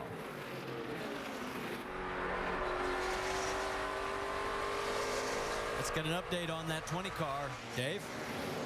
Well, he thinks the track is tightening on him for one thing. He thinks he's working his right front too hard. We saw what that could do earlier when Brad Keselowski hit the wall after losing the right front. So he just can't get the back end free. So working the right front hard, can't get the back end free. And Joey's lost 2 positions since the restart. Yeah, Dave, that's a good point. We see him down the apron a lot. And what he's trying to do is get this car freed up a little bit. That'll help the car turn a little bit and try to break the back end loose to where he's not abusing that right front. He doesn't want to have an issue there. Yeah, last week, for anybody remembering, not a regular with the series, the yellow line was out of bounds. That's not the case here at Phoenix. Man, look at Trevor Bain slide his car all the way through the corner. He's working up about 2 lanes higher because it looks like his car's a little bit looser. Of course, Trevor right now still relishing everything that happened after last week's huge win at the Daytona 500. We had a chance to talk to him. What was the highlight for him? I got a call from the White House. Joe Biden, the vice president, talked to me, talked to Tim Tebow on the phone, met George Lopez and Ellen DeGeneres. Bobby Valentino texted me the other day, the singer, and I'm like, what is this? Like, what's happening, you know? And so it's been crazy, but it's been a lot of cool stuff. No doubt Trevor Bain is the hottest thing going in NASCAR right now, and his race car is the hottest thing on the racetrack. In fact, it is overheating significantly right now. They are watching it very closely. They need to get any water pushed out of the car. Trevor hanging on, but he would love to be able to see a yellow flag to get this thing on, to get some tape off that grill and cool that Ford Mustang down. Got a piece of tape right in the center. We're running a fan here. Next time we get up on somebody, we want to cut it off. We can get right on somebody. 11's 2 back. We're going to try to get up on him. So you can see the problem right there on the front of the car, and could be very costly. Yeah, and I'm not sure that they're not getting some rubber buildup on there too, because we have a little bit better tire. All 3 of the series here set track records. That generally tells you that the tire compound is a little softer, so they're going to get a little bit more rubber. That goes right into the grill a lot. So we'll keep tabs on Trevor Bain's situation right now as he's got Brian Scott closing on him. They're going to be duking it out here shortly for 7th position. Meanwhile, it is still Kyle Busch with 45 laps to go. He's putting Danica Patrick now 3 laps down. She's running in 18th. Kyle is cruising.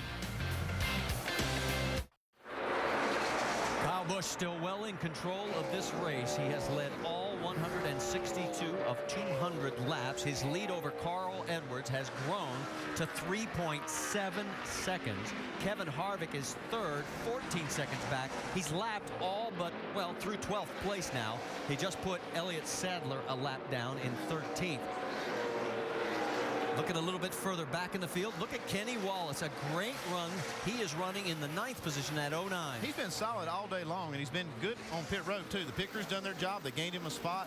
I say Scott Zipadelli and Kenny Wallace are a good combo. His last top 10 finish, August 2009, 50 races ago, and he said, I finally am in a car where I can show people what I can do, DJ. Yeah, you know, these guys like Kenny Wallace, a proven winner, they don't forget how to drive. It's unfortunately, he hasn't been in the right situation. He has the equipment now showing exactly what he can do. Great run today. And he's a lot of fun to race with. Oh, When he's running good, I mean, he is a ball to race with. That's Justin Allgaier right behind him now. He looks like you notice the damage there on the front splitter. Yeah, it looks like he's been hitting the ground a little bit there, and he's got some damage from it. Yellow flag. Caution. Trevor Bain has tagged the wall.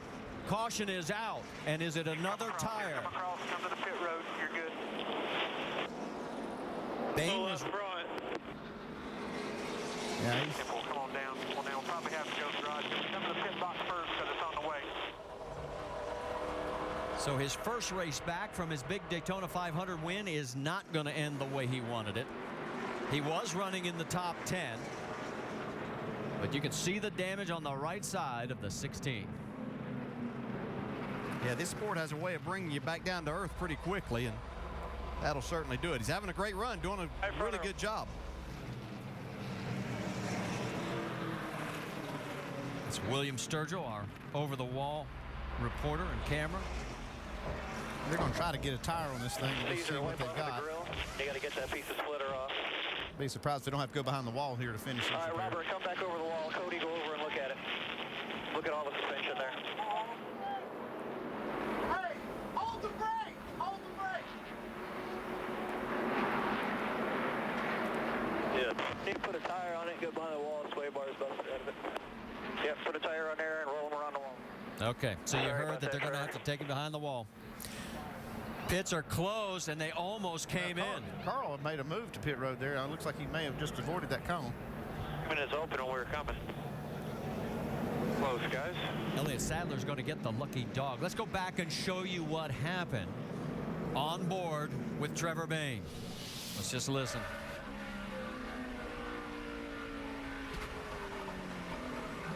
Yeah, you could hear right there exactly whenever that tire let go, the right front tire went down.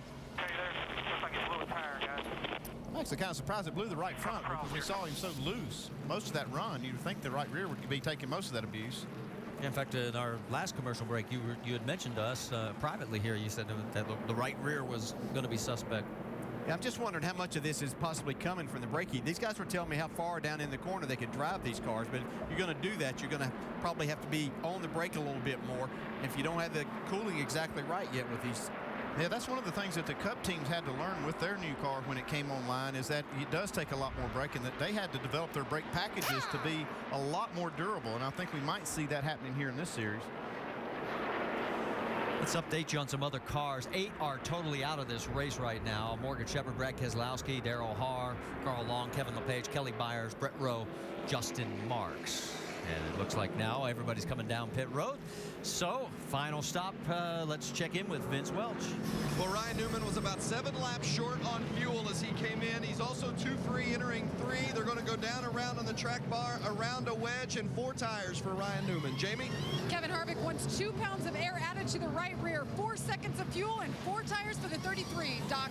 Mike Beam has made the call. Major swing here for air pressure. Going to try to make it a short-run car for Carl and give him a shot at Kyle Busch. Dave.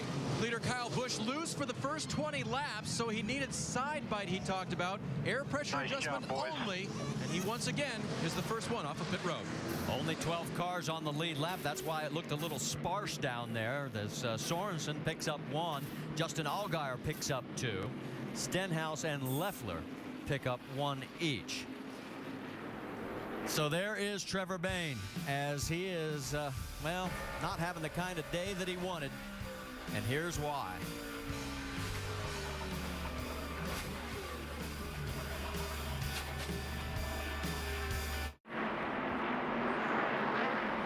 Getting ready to go back to green at the end of our 3rd caution. Kyle Busch has led every lap, all 169 so far. Elliott Sadler got the lucky dog. 13 cars on the lead lap. 3 waiver rounds. Shelby Howard, Derek Koch, and Jennifer Jo Cobb. Pace car pulls off, and Kyle again takes the inside line. Green flag flies, and here we go.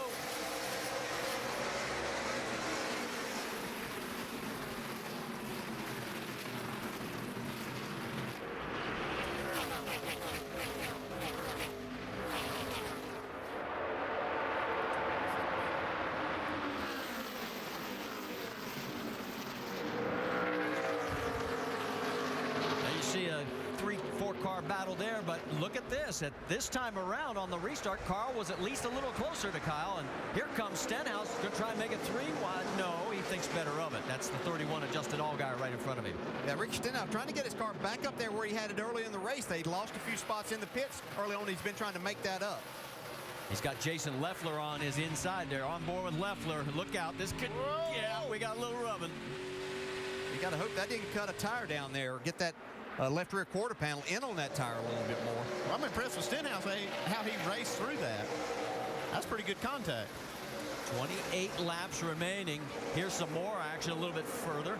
As you got the 66, Stephen Wallace. The 51 also involved of Jeremy Clements. These cars also laps down. It's laps down, but everybody getting down inside of 30 laps to go now. See, Carl Edwards has been able to hang with him for a few laps here. Well, we heard Doc say they made a major adjustment here to try to make this car be a short-run car. I wonder if they made it the right one. I don't know if they did. He wasn't in the pits long enough, I don't think, to make enough adjustments to catch that 18 today. Well, he's only 0.2 of a second off, and after every other restart, by this point, it was at least a half a second, if not longer. Well, maybe Kyle just felt like we need to make a race this. He knows it's getting down to the end. Make it exciting for the fans and all of our fans watching at home.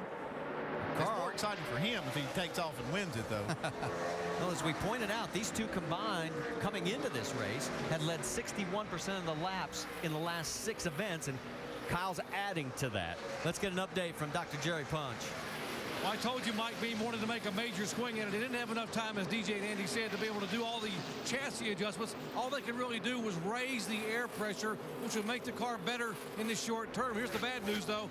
The longer they run and the higher the pressure gets, the car begins to lose grip and skate, and that could cost Carl a lot of positions. And remember what we talked about, that green-white checker, that still looms out there. Yeah, and one thing they do have on their side is Carl Edwards in the seat. He knows how to get up on the wheel when it gets time to win. He has more wins here at Phoenix than anybody else, a total of 4. Kyle right behind him with 3. And you see that car just back in third is Kevin Harvick. That's about as close as he's been able to maintain contact with the leader. And right behind Harvick is Reed Sorensen, followed by Ryan Newman, Joey Logano 6th, Brian Scott in 7th. Yeah, great run for Reed Sorensen. Got his car up there in the 4th spot in front of his teammate Ryan Newman. Doing a terrific job today. And if he keeps this up, he will be the points leader coming out of here in the Nationwide Series. He's been the point leader only twice in his 132 Nationwide Series race career. Last time was in 05 following Kentucky. You see Newman right behind him. Battle for the lead is getting a little bit closer. Carl Edwards has Kyle within his sights. Yeah, we'll have to see. Just as Doc, Nothing out back. just as Doc pointed out, you run that air pressure up there, that's good. It's just a matter of how long that'll stick with you before it starts working the other way. Hey, they might learn something about air pressure here if this works even in the long run. I mean, he's still hanging in there really nice right now. And these air pressure should have already built up. This is the closest these guys have been this late in a run. Oh, he's heard him talk about it. So a different tire that they have here this time. So they may be finding something out that they didn't realize about this tire. So the best saved for the last, as we now have 22 laps to go here at Phoenix. And Carl Edwards closing. Nice run right there through the middle of the corner. And they've opened up a bit of ground on Harvick. He's 1.6 seconds behind. Move a little bit farther back in the field. You pick up the 8th position. Ricky Stenhouse Jr. ahead of Justin Allgaier. Stenhouse did a good job to withstand that pressure from Jason Leffler earlier. Saw that contact, and he's still able to drive forward. Look at Carl. He's right on him, man. He's on him. Got to run. Got a fender underneath.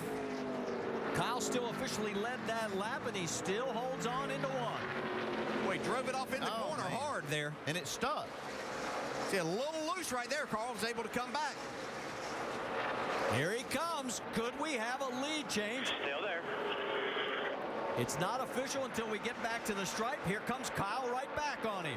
Oh, this is a great battle right here. You'd think this was the last lap of the race. Here they come to the line. It's going to be Kyle still leading 180 laps and counting. Well, the sense of urgency's up now for Carl Edwards. He knows he has to get in front of him now, or he may not have a shot at him. Clear. 01 slow. Lap traffic in front of him. The 01 of Mike Wallace, he gives way. Well, you can see how important it was for Kyle Busch to make that run down in 1 and 2. But here comes Carl on the apron. Couldn't make it stick.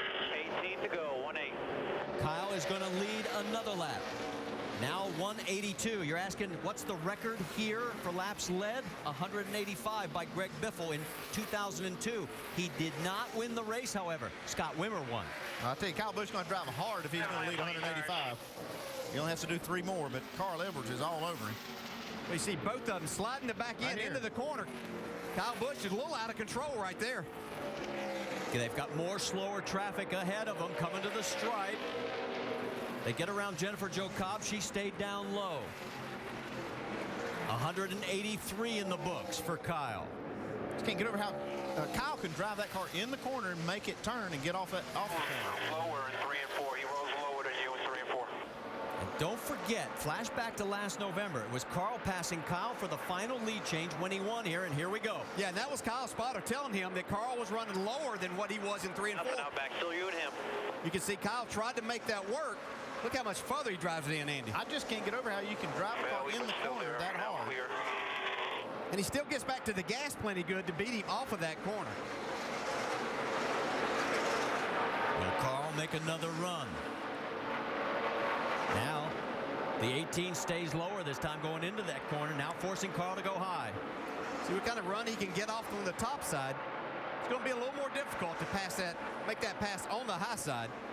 Kyle has now led 185 laps, 15 to go.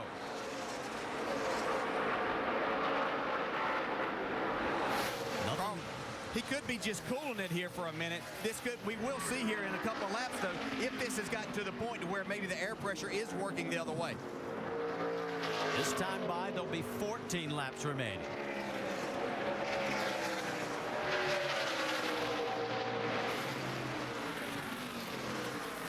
I think he just broke that record you were talking about. Lap 186 now. Yes, he did.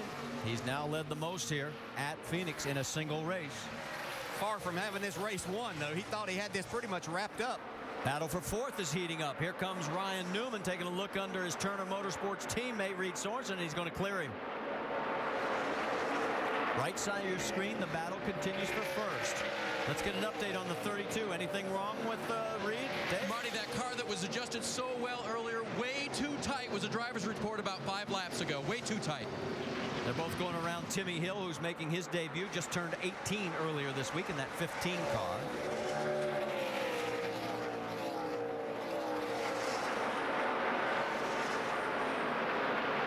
I think a couple of things happen. These drivers start talking about getting tight at the end. You make some adjustments for a shorter run. You've got cooler temperatures, and then you're driving the car harder. You can't actually make the car a lot tighter just by the way that you're driving it.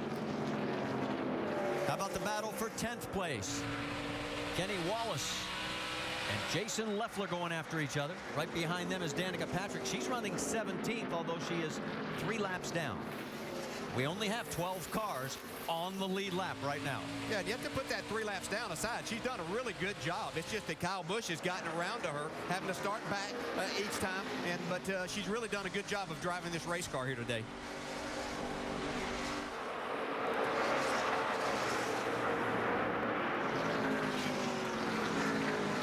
Kenny opens up a little more ground with 11 laps remaining.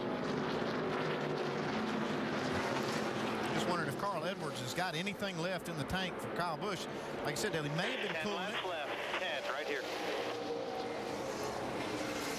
Running really comparable lap times. Lap before this, Carl was just a little quicker than Kyle. Still coming up on more lap traffic. You can see the 2 cars ahead of him, one of them being Shelby Howard. Yeah, this could make a big difference. If these guys stay high and give Kyle that bottom, then he won't lose any ground there. But if he has to take a little bit of time, can't get back to the gas quite as hard, then Carl will be able to close in. 51 of Jeremy Clements right ahead of Carl. Carl right behind. Both of them look like they're going to clear. But it does look like Kyle is back in control of this. And the question is, as you said, Andy, does Carl have anything left? Well, he really needed, when he got wheel to wheel with Kyle, he needed to get clear there to have that clean air on the nose to have a shot at this. I think it's going to be really tough to beat him these last 9 laps.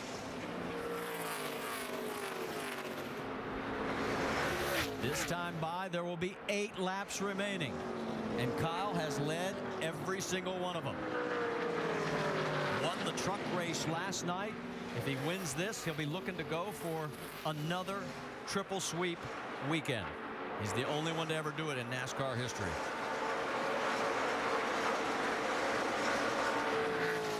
Carl's able to inch in a little bit, especially as he enters turn 3 and right in the center and on the exit here. But Kyle beats him down in 1 and 2. Yeah, it seems like Carl's car is way better in 3 and 4.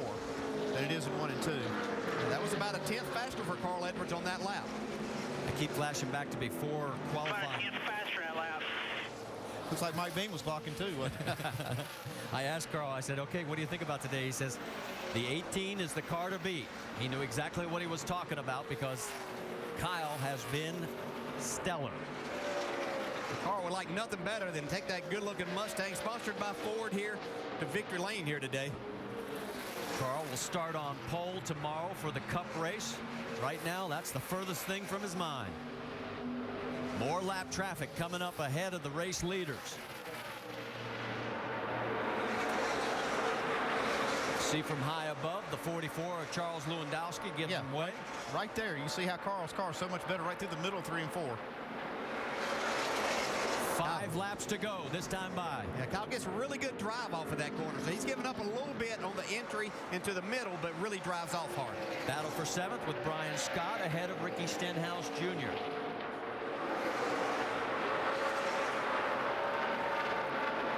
And the gap on the right side of your screen has opened up some more. It's now up to 0.4 of a second. He'll close like, and Andy, you're right. He is better in 3 and 4. But uh-oh, this can make a big difference right here. I'm taking 3 wide. Not for Kyle. Yeah. The 14 of Eric McClure. That's down low. The 01 of Mike Wallace. They're both lap traffic, and Carl has closed the gap a little bit. Ooh, there's a real slow car there in the dog leg. That car may not make it back around on the back straightaway. And we may have a caution here if that car cannot make it back. Can't make out a number it's from Shelby here. Howard in the 7. It is. It's Shelby Howard. You're right. Still moving. Remember what we talked about. 7 out of 18 races here have finished green, white checker. As low as you can, bud. They're trying to clear him. NASCAR's waving for him to move to this opening that's just ahead of him here, right there. Like he just went and by he missed it. It's like he still has enough speed to make it around. But, you know, we've seen guys using that much of the racetrack, the apron. He continues at a snail's pace. On the left side, it is still Kyle Busch. White flag this time by, so there will be no green-white checker. As Kyle Busch looks like he is going to make more history here in the Nationwide Series at Phoenix. He's going to lead wire to wire. Carl's not giving up. You can see him driving hard into turn 3. One more lap to go. I remember Mike Skinner, first 2 years. Oh, no, a crash. Brian Scott has hit the wall on the final lap. Jax, we're down low. Come on, keep digging here. Keep digging. No caution yet on the racetrack. Heading down for the final 2 corners. Kyle Busch. It will be his 44th Nationwide Series win. And coming out of turn number 4, it's Kyle Busch just ahead of Carl Edwards with Kevin Harvick a distant 3rd. All right, guys, we made it. Good job. Nice work, nice work. Woo-hoo! All you can say is absolutely impressive. 200 laps, no one else Nice work, Wheelman. Perfect pit stops. They got him out every single time on the race-off pit road. Let's talk to the man responsible for calling the shots. How about it, Doc? Well, Jason, as they said upstairs, that was absolutely impressive. Domination. What was the key to this dominant performance today? Well, it's all the hard work from the guys back at the shop. We have a great group of guys. Doug Hewitt leads a good group of mechanics, the chassis guys, the body hangers. Everybody's just really worked hard over the winter, and this is we're enjoying the fruits of their labor right now. The more I worked on that thing, the worse it got. So I'm glad it's over. I thought we had a handle on it, and that last stop there, I tried to actually over-adjust because I knew I had one more. And I still under-adjusted the thing, but Kyle did a great job. We're glad for Interstate Batteries, for Norm Miller. It's good to come out here and get a win with his new paint scheme. Happy about our Toyota Camry. We'll see if we can keep putting them in victory lane. All right, Kyle Busch gets it done. Guys, they were behind last year at Richmond. Boy, have they ever caught up. His 4th Phoenix win ties him with Carl Edwards for the most in Nationwide Series history here at this track. And now only 4 wins behind Mark Martin for the most wins in Nationwide Series history. Carl Edwards gave it everything he could, gives a wave to the fans. Vince, let's talk to him. Wow, you almost got him. 19 to go. You're side by side with Kyle. What was the difference between getting by him and not being able to get by him? He was loose. He did a really good job driving his race car. Our Ford was fast right there. I mean, you know, the guys did a really good job. Everybody on the Fast and All Ford team did well, and I think from last year I owe Kyle one little bump, and I thought about taking it, but it's a new year, and I thought I could get by him clean. He just did a good job. He knows it too. He's giving me a thumbs up over there. He did well. I want to win this race badly, and I just can't thank Ford enough. Ford's back. We're running great. We're on the pole for tomorrow. And that's as good of a race as you can have and finish second. It was clean and it was fun. Well done. Carl Edwards, runner-up. Marty? I got a kick out of that. I mean, it's early in the year. I couldn't do it. A great finish, a great run for Kyle. A lot of action going on back in the field. A total of 12 cars finish on the lead lap. And it is all about Kyle Busch dominating this race from start to finish here at Phoenix International Raceway. And when we come back, we'll talk to him in a familiar place for the 44th time, Victory Lane. Kyle Busch has had a great weekend so far. Last night in the Camping World Truck Series, he wins that race. He hits the checkered flag and then comes back this afternoon to lead every single lap in the NASCAR Nationwide Series event here at Phoenix International Raceway, winning by a half a second over Carl Edwards and 6 seconds over Kevin Harvick. His 44th career win, 4th here at Phoenix. And does he sweep the weekend? Well, we'll have to wait to find out tomorrow. Let's join him down in Victory Lane, and Dave Burns is there. And when Kyle saw the white-hot paint scheme this weekend with the big battery on the hood, he penned the word hybrid on the front of his Camry. But this was definitely a one-dimensional show today. Kyle, every single lap led a nationwide race. Hasn't been done since 2003. How in the world did you pull that off? I don't know. There at the end, I got a little worried. And, you know, first person you got to thank is Carl Edwards for racing me clean. Racing me hard, but racing me clean. I gave him as much room as I could there. And, you know, my car just, I don't know why, but the last couple changes, it just didn't go quite the way we wanted it to. But Jason and these guys brought an awesome Interstate Batteries Camry here to begin with. So there wasn't much work we needed to do on it. But, man, to lead that many laps and to come out of here with a win, and it feels really, really good. And I love coming out to the West Coast in Phoenix. But, you know, thank the rest of our partners in Z-Line Designs, NOS Energy Drink, and Toyota, again, all the guys that worked on this. I say the hybrid Camry because it's got Interstate on the hood with Norman, or put the Interstate under the hood there. But it's fun, you know, running this nationwide series and to run in front of these fans here in Phoenix with, you know, again, the support of Marquis Jets and the Gillette Young Gun program. It's fun, and I don't know. I mean, it was a battle down there at the end, and I don't know how I held him off, but I just kept running as hard as I could, knowing that he was going to give me a heck of a fight. Because, you know, he doesn't go down easy, and you can't wear him out. He's an Iron Man, so it was a good race for us. So. Well, you asked Jason for every little detail that he could provide about how Carl's car was working. How much did that help? It helped a little bit. I was just trying to figure out how Carl was getting better, because he kept keeping up with us more and more as the race progressed there. And so I wanted to know what changes he was making to his car that made him better. And so I could understand more about what I needed to make to my car there. And they were tightening up their car, so I thought, all right, well, they're tightening up there, so maybe if I tighten up mine, it'll make it better. It killed the turnability of the thing through this middle of the corner, and it was still loose, you know, so now you're cranked full lock left, and the back is sliding out from underneath you, and it's just, it's a handful, and you can't go through the corner very fast, and especially when he kind of tucked up underneath the back of me a couple times, got me a bit loose, but we held on and made it to victory lane. So 2 for 2 so far this weekend, and you start fourth tomorrow. Do your fans need to be buying some brooms? I hope so, man. That's the plan. I hope Carl didn't save everything he had for tomorrow. I know I let him sit on the pole so he can speak to the fans in the morning there over driver interest. I'm just kidding. But we were joking about that earlier. So I don't know. Our Combos Camry's good, but, you know, I'll let you know in about, 24 hours. Kyle handles this place as well as anyone today. Every single lap led by the 18 car. Jamie? And Kevin Harvick brings it home third today. Kevin, how much of a challenge was it for you guys to adjust on this car at this track for the first time? Well, I just got us off through practice. We needed to change the right rear spring, and we needed to do a lot of things. I just had it way too loose for where the balance went on this particular car. We just got to thank everybody from Menards and Rheem and Chevrolet, everything that they do for this nationwide program. It was a good lesson. We got our butts whipped today, but I think we know a direction that we need to go to if we got to come back here and do that better. So just my fault on not getting the car where it needed to be in practice. And David Hyder, your crew chief, first time that he's working with you, the man who actually put him through the rigors of hiring him. I know he was nervous. How did he do? He did a good job. I mean, we've got really nice race cars, and they do a good job working together for their second week in a row. Just little things here and there that obviously will get better as we go through the next 4 or 5 weeks. But we just got to do.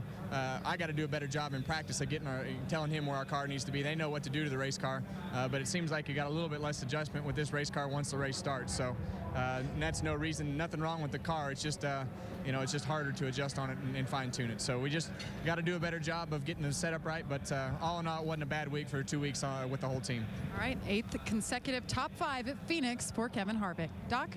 And Danica Patrick climbed out of her car, went over to thank her crew for all the efforts. And Danica, major progress from where you were last November. 32nd last year. Today, a top 20, in fact, 17th the finish. So what was the key? Thanks. I mean, we were struggling in practice yesterday. I'm not gonna beat around that bush, but we qualified 20th, which was better than I kind of thought it was going to be when I did the run.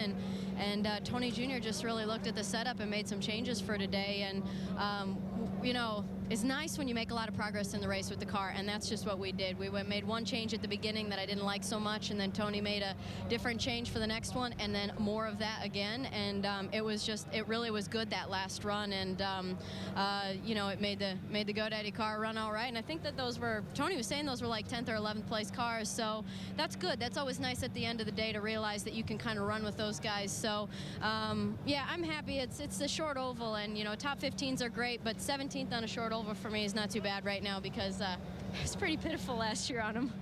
And she's excited about what's going to happen next week. They're pretty pumped about going back to a 1.5 miles at Las Vegas. Guys? That's right, Doc. That's our next stop. In fact, get your tickets because we are going to be heading to Las Vegas Motor Speedway next weekend.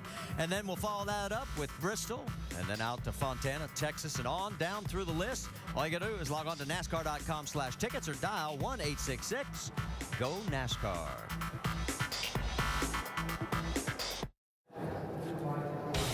Back here at Phoenix where, in the beginning of the week they were talking about rain, but we didn't have any of the wet stuff today, and all 200 laps run under some cool, brisk temperatures with a wind of about 20 to 30 miles an hour, and the celebration continues down in Victory Lane.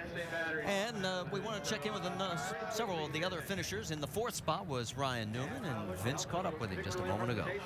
Strong run for Ryan Newman today, 4th place. What was the difference for you? I know you guys had some problems in the pits, but what was the difference early in the race with the race car? Really, we were just loose most of the race and kept tightening the car up each run, basically, and finally got it where it was better there at the end. But every time we pitted, we lost 2 spots, it seemed like. I know the last 2 stops we did, and that was hard to make back up. We had one good restart at the beginning of the race and passed a bunch of guys, got up to 3rd, held our own there for a while, but losing those spots, it was just hard to get them back. Everybody seemed like to be pretty even except for those front 2. I know late in the race you said, boy, I'd sure like to have a yellow right now. Did you feel like you had something for him? I was 4th, and I wanted to be on the outside, and I knew Kyle was going to pick the inside, and Carl was going to give him, a heck of an effort. So I was just doing what I was thinking about what I wanted to do if it came out, and I already had it played out, but it didn't happen. So either way, it's a good run for the Dollar General Chevrolet. Yeah, strong run indeed for Ryan Newman. 4th place today with Turner Motorsports. And another Dollar General driver, Reed Sorensen, brings it home 5th today ahead of your 3 teammates. I know you've had a cold this week. Now you're the points leader. How does that feel? Makes me feel a lot better. Makes your cold go away real fast. But yeah, we were battling with the other Dollar General car there at the end, which was kind of strange. And we missed our last adjustment somehow. We tried to free it up, and somehow we got tighter. But other than that, it was a great day for us. We started off not very good, and the pit crew did an excellent job today. I got to thank them. And Trent made the right adjustments to get our car better. And after the first stop, we just kept going forward. And just want to thank Rick Dreiling and his family for coming out today. We raced hard as we could for him. And all in all, great day. And to leave here with a points lead is great. You guys have gone through a lot of changes in the off season. How much different, how much better is this race car from 1 year ago? Well, you know, we did pretty good last year, I think, as a whole. The guys that work on these cars do an excellent job, and I think we're just going to keep getting better. I think we got more to come. So as the season goes on and we're able to work on our cars and figure out what we got and what we need to work on, I think we're going to be that much better. All right, first time the 32 has led the points since back in 2005. Marty? And Jamie, since you mentioned the points, let's check in on the Nationwide Series Championship chase, because you're right, Reed Sorensen is the points leader by 5 over Ricky Stenhouse Jr., Jason Leffler, and Danica Patrick. Joe Nemechek tied at 20. Of course, that's going to change. How about some final thoughts, guys? What do you think? Well, the stats are going to show Kyle Busch totally dominated this race, but it's not going to say how good the finish was. I mean, Carl Edwards put on a really good show. They adjusted that car to get close to him and almost beat him. Yeah, I want to look at a couple of different. Kenny Wallace did a fantastic job all day. I think that he's got something to drive now. He's going to be exciting to watch. And then Turner Motorsports, very impressive. All 4 of those cars up in the top 11. I think we'll watch them. They're going to have some victories to celebrate this year. Well, one guy who had a victory last week but didn't this week was Trevor Bayne. Doc? Marty, we're just talking about that. NASCAR is a sport where you can go from the penthouse to the outhouse in the span of a week, Trevor. What's it like for you right now emotionally, given the difficult day you had here? Well, fortunately, we stayed the same person after the Daytona 500 win as we were before, so we'll stay the same person after this crash as we were before. You know, it's a sport where you're going to have highs and lows, a lot of lows, you know, but it's all good, man. We had a great race car all day. We were sitting 7th at the time when we blew a right front there. Just melted the bead. The brakes were getting so hot, and we were behind Logano for so long that the tire finally just gave out, you know. Pretty hard hit there. That wall's getting the best of me so far this weekend, but we've got tomorrow to make the best of that one. I think we got a really strong Cup car, and you know, we'll just keep digging. Put it in perspective for us. What's it like now climbing back in that 21 car that you won the Daytona 500 with to the team tomorrow to run another Cup race? Yeah, I mean, it's a great opportunity. I can't thank everybody enough for just letting me drive these things every weekend. You know, Roush Fenway Racing put me in the 16 car. It was solid white this weekend. Hopefully next weekend we'll have some colors on it. We'll see. And then getting in that 21 Wood Brothers cars. I mean, I'm a really, really lucky person, and you know, I hate we didn't get the results today that we could have showed for. You know, we were running 7th there all day, but I think tomorrow we learned a lot for that, and hopefully we can carry it over. Hey, good luck tomorrow. Thank you. Guys, how good is this kid? How grounded is he? Had a busy week, Doc, and a tough weekend so far here at Phoenix, but got a lot to look forward to in what should be a long career. There's Kyle Busch celebrating another win here at Phoenix International Raceway. Triple header this weekend on this racetrack. Started last night with the NASCAR Camping World Truck Series race. Today with the Nationwide Series race, the Sprint Cup event tomorrow. And having flashbacks to last August when Kyle Busch started his weekend by sweeping 2 events, this at Bristol Motor Speedway, and went on to pick up the 3rd. Well, he did it there. He can sure do it again tomorrow if he wins this race here in Phoenix. Take a look at this accident right here. Him and Brad Keselowski get involved in it. Comes back and Brad spins Brad right here. He's upset with him. And Brad, talking about another Brad. I bet, that was the introduction of the Cup the next day. Brad Keselowski commented on Kyle's personality somewhat. But, yeah, I mean, the young man is just, he seems to start out this year, the year the same way each year by just dominating both of these series. And, of course, the triple last August down at Thunder Valley in Tennessee. Amazing. Kyle has opportunity to go for the triple here tomorrow. In the Sprint Cup Series race, he lines up in 4th on the grid for that 500-kilometer event here at Phoenix. So, storylines we started the day with. Trevor Bayne, you just heard from him. Disappointing day, wound up finishing 31st. Kyle and Carl, yeah, they dominated. They ran 1st and 2nd the whole 200 laps here at Phoenix after starting on the front row. And Joe Gibbs Racing, yeah, I guess they figured out this new Nationwide Series car. Yeah, we talked about that a lot before. Can they figure it out this quick? I mean, they dominated last year. They had everybody covered. And everybody was thinking, the rest of the competitors I'm talking, I hope that Joe Gibbs Racing and Kyle Busch and Joey Logano don't figure it out again, or else we could be in trouble. Well, guess what? You cats are in trouble because they figured it out. But you know, it's got people thinking, Brad. What about Kevin Harvick's statement after the race was over? That was interesting. Yeah, that's exactly right. Talking about how hard it is to adjust the car once the race starts going. And I talked to Kevin yesterday about some of this stuff, and it's going to be interesting. It's going to really separate the good teams during a race from the mediocre teams during a race. But one thing for sure, That Kyle Busch kid, he is good. He's good behind the wheel of one of these race cars, right? So for Kyle, it's on to the Cup race tomorrow. And again, he starts in 4th position, attempting to make the weekend triple. On ESPN, motorsports coverage for the rest of the weekend includes NHRA, Craig and O'Reilly Auto Parts Winter Nationals coverage from Pomona. That's tonight at 11 Eastern here on ESPN2. The finals tomorrow at 7 Eastern, also on ESPN2. NASCAR Now, Phoenix pre-race, 9 a.m. Eastern tomorrow morning. You're on that one, right, Big Brad? I'll be there. I'll be there bright and early, brother. Monday Roundtable, 5 Eastern, ESPN2 will wrap up the weekend. And then next Saturday, this nationwide series is on to the 1.5 mile in Las Vegas. All the high rollers on the high banks. That's ABC, 2:30 Eastern, next Saturday. Kyle Busch is your winner at Phoenix. He led all 200 laps today.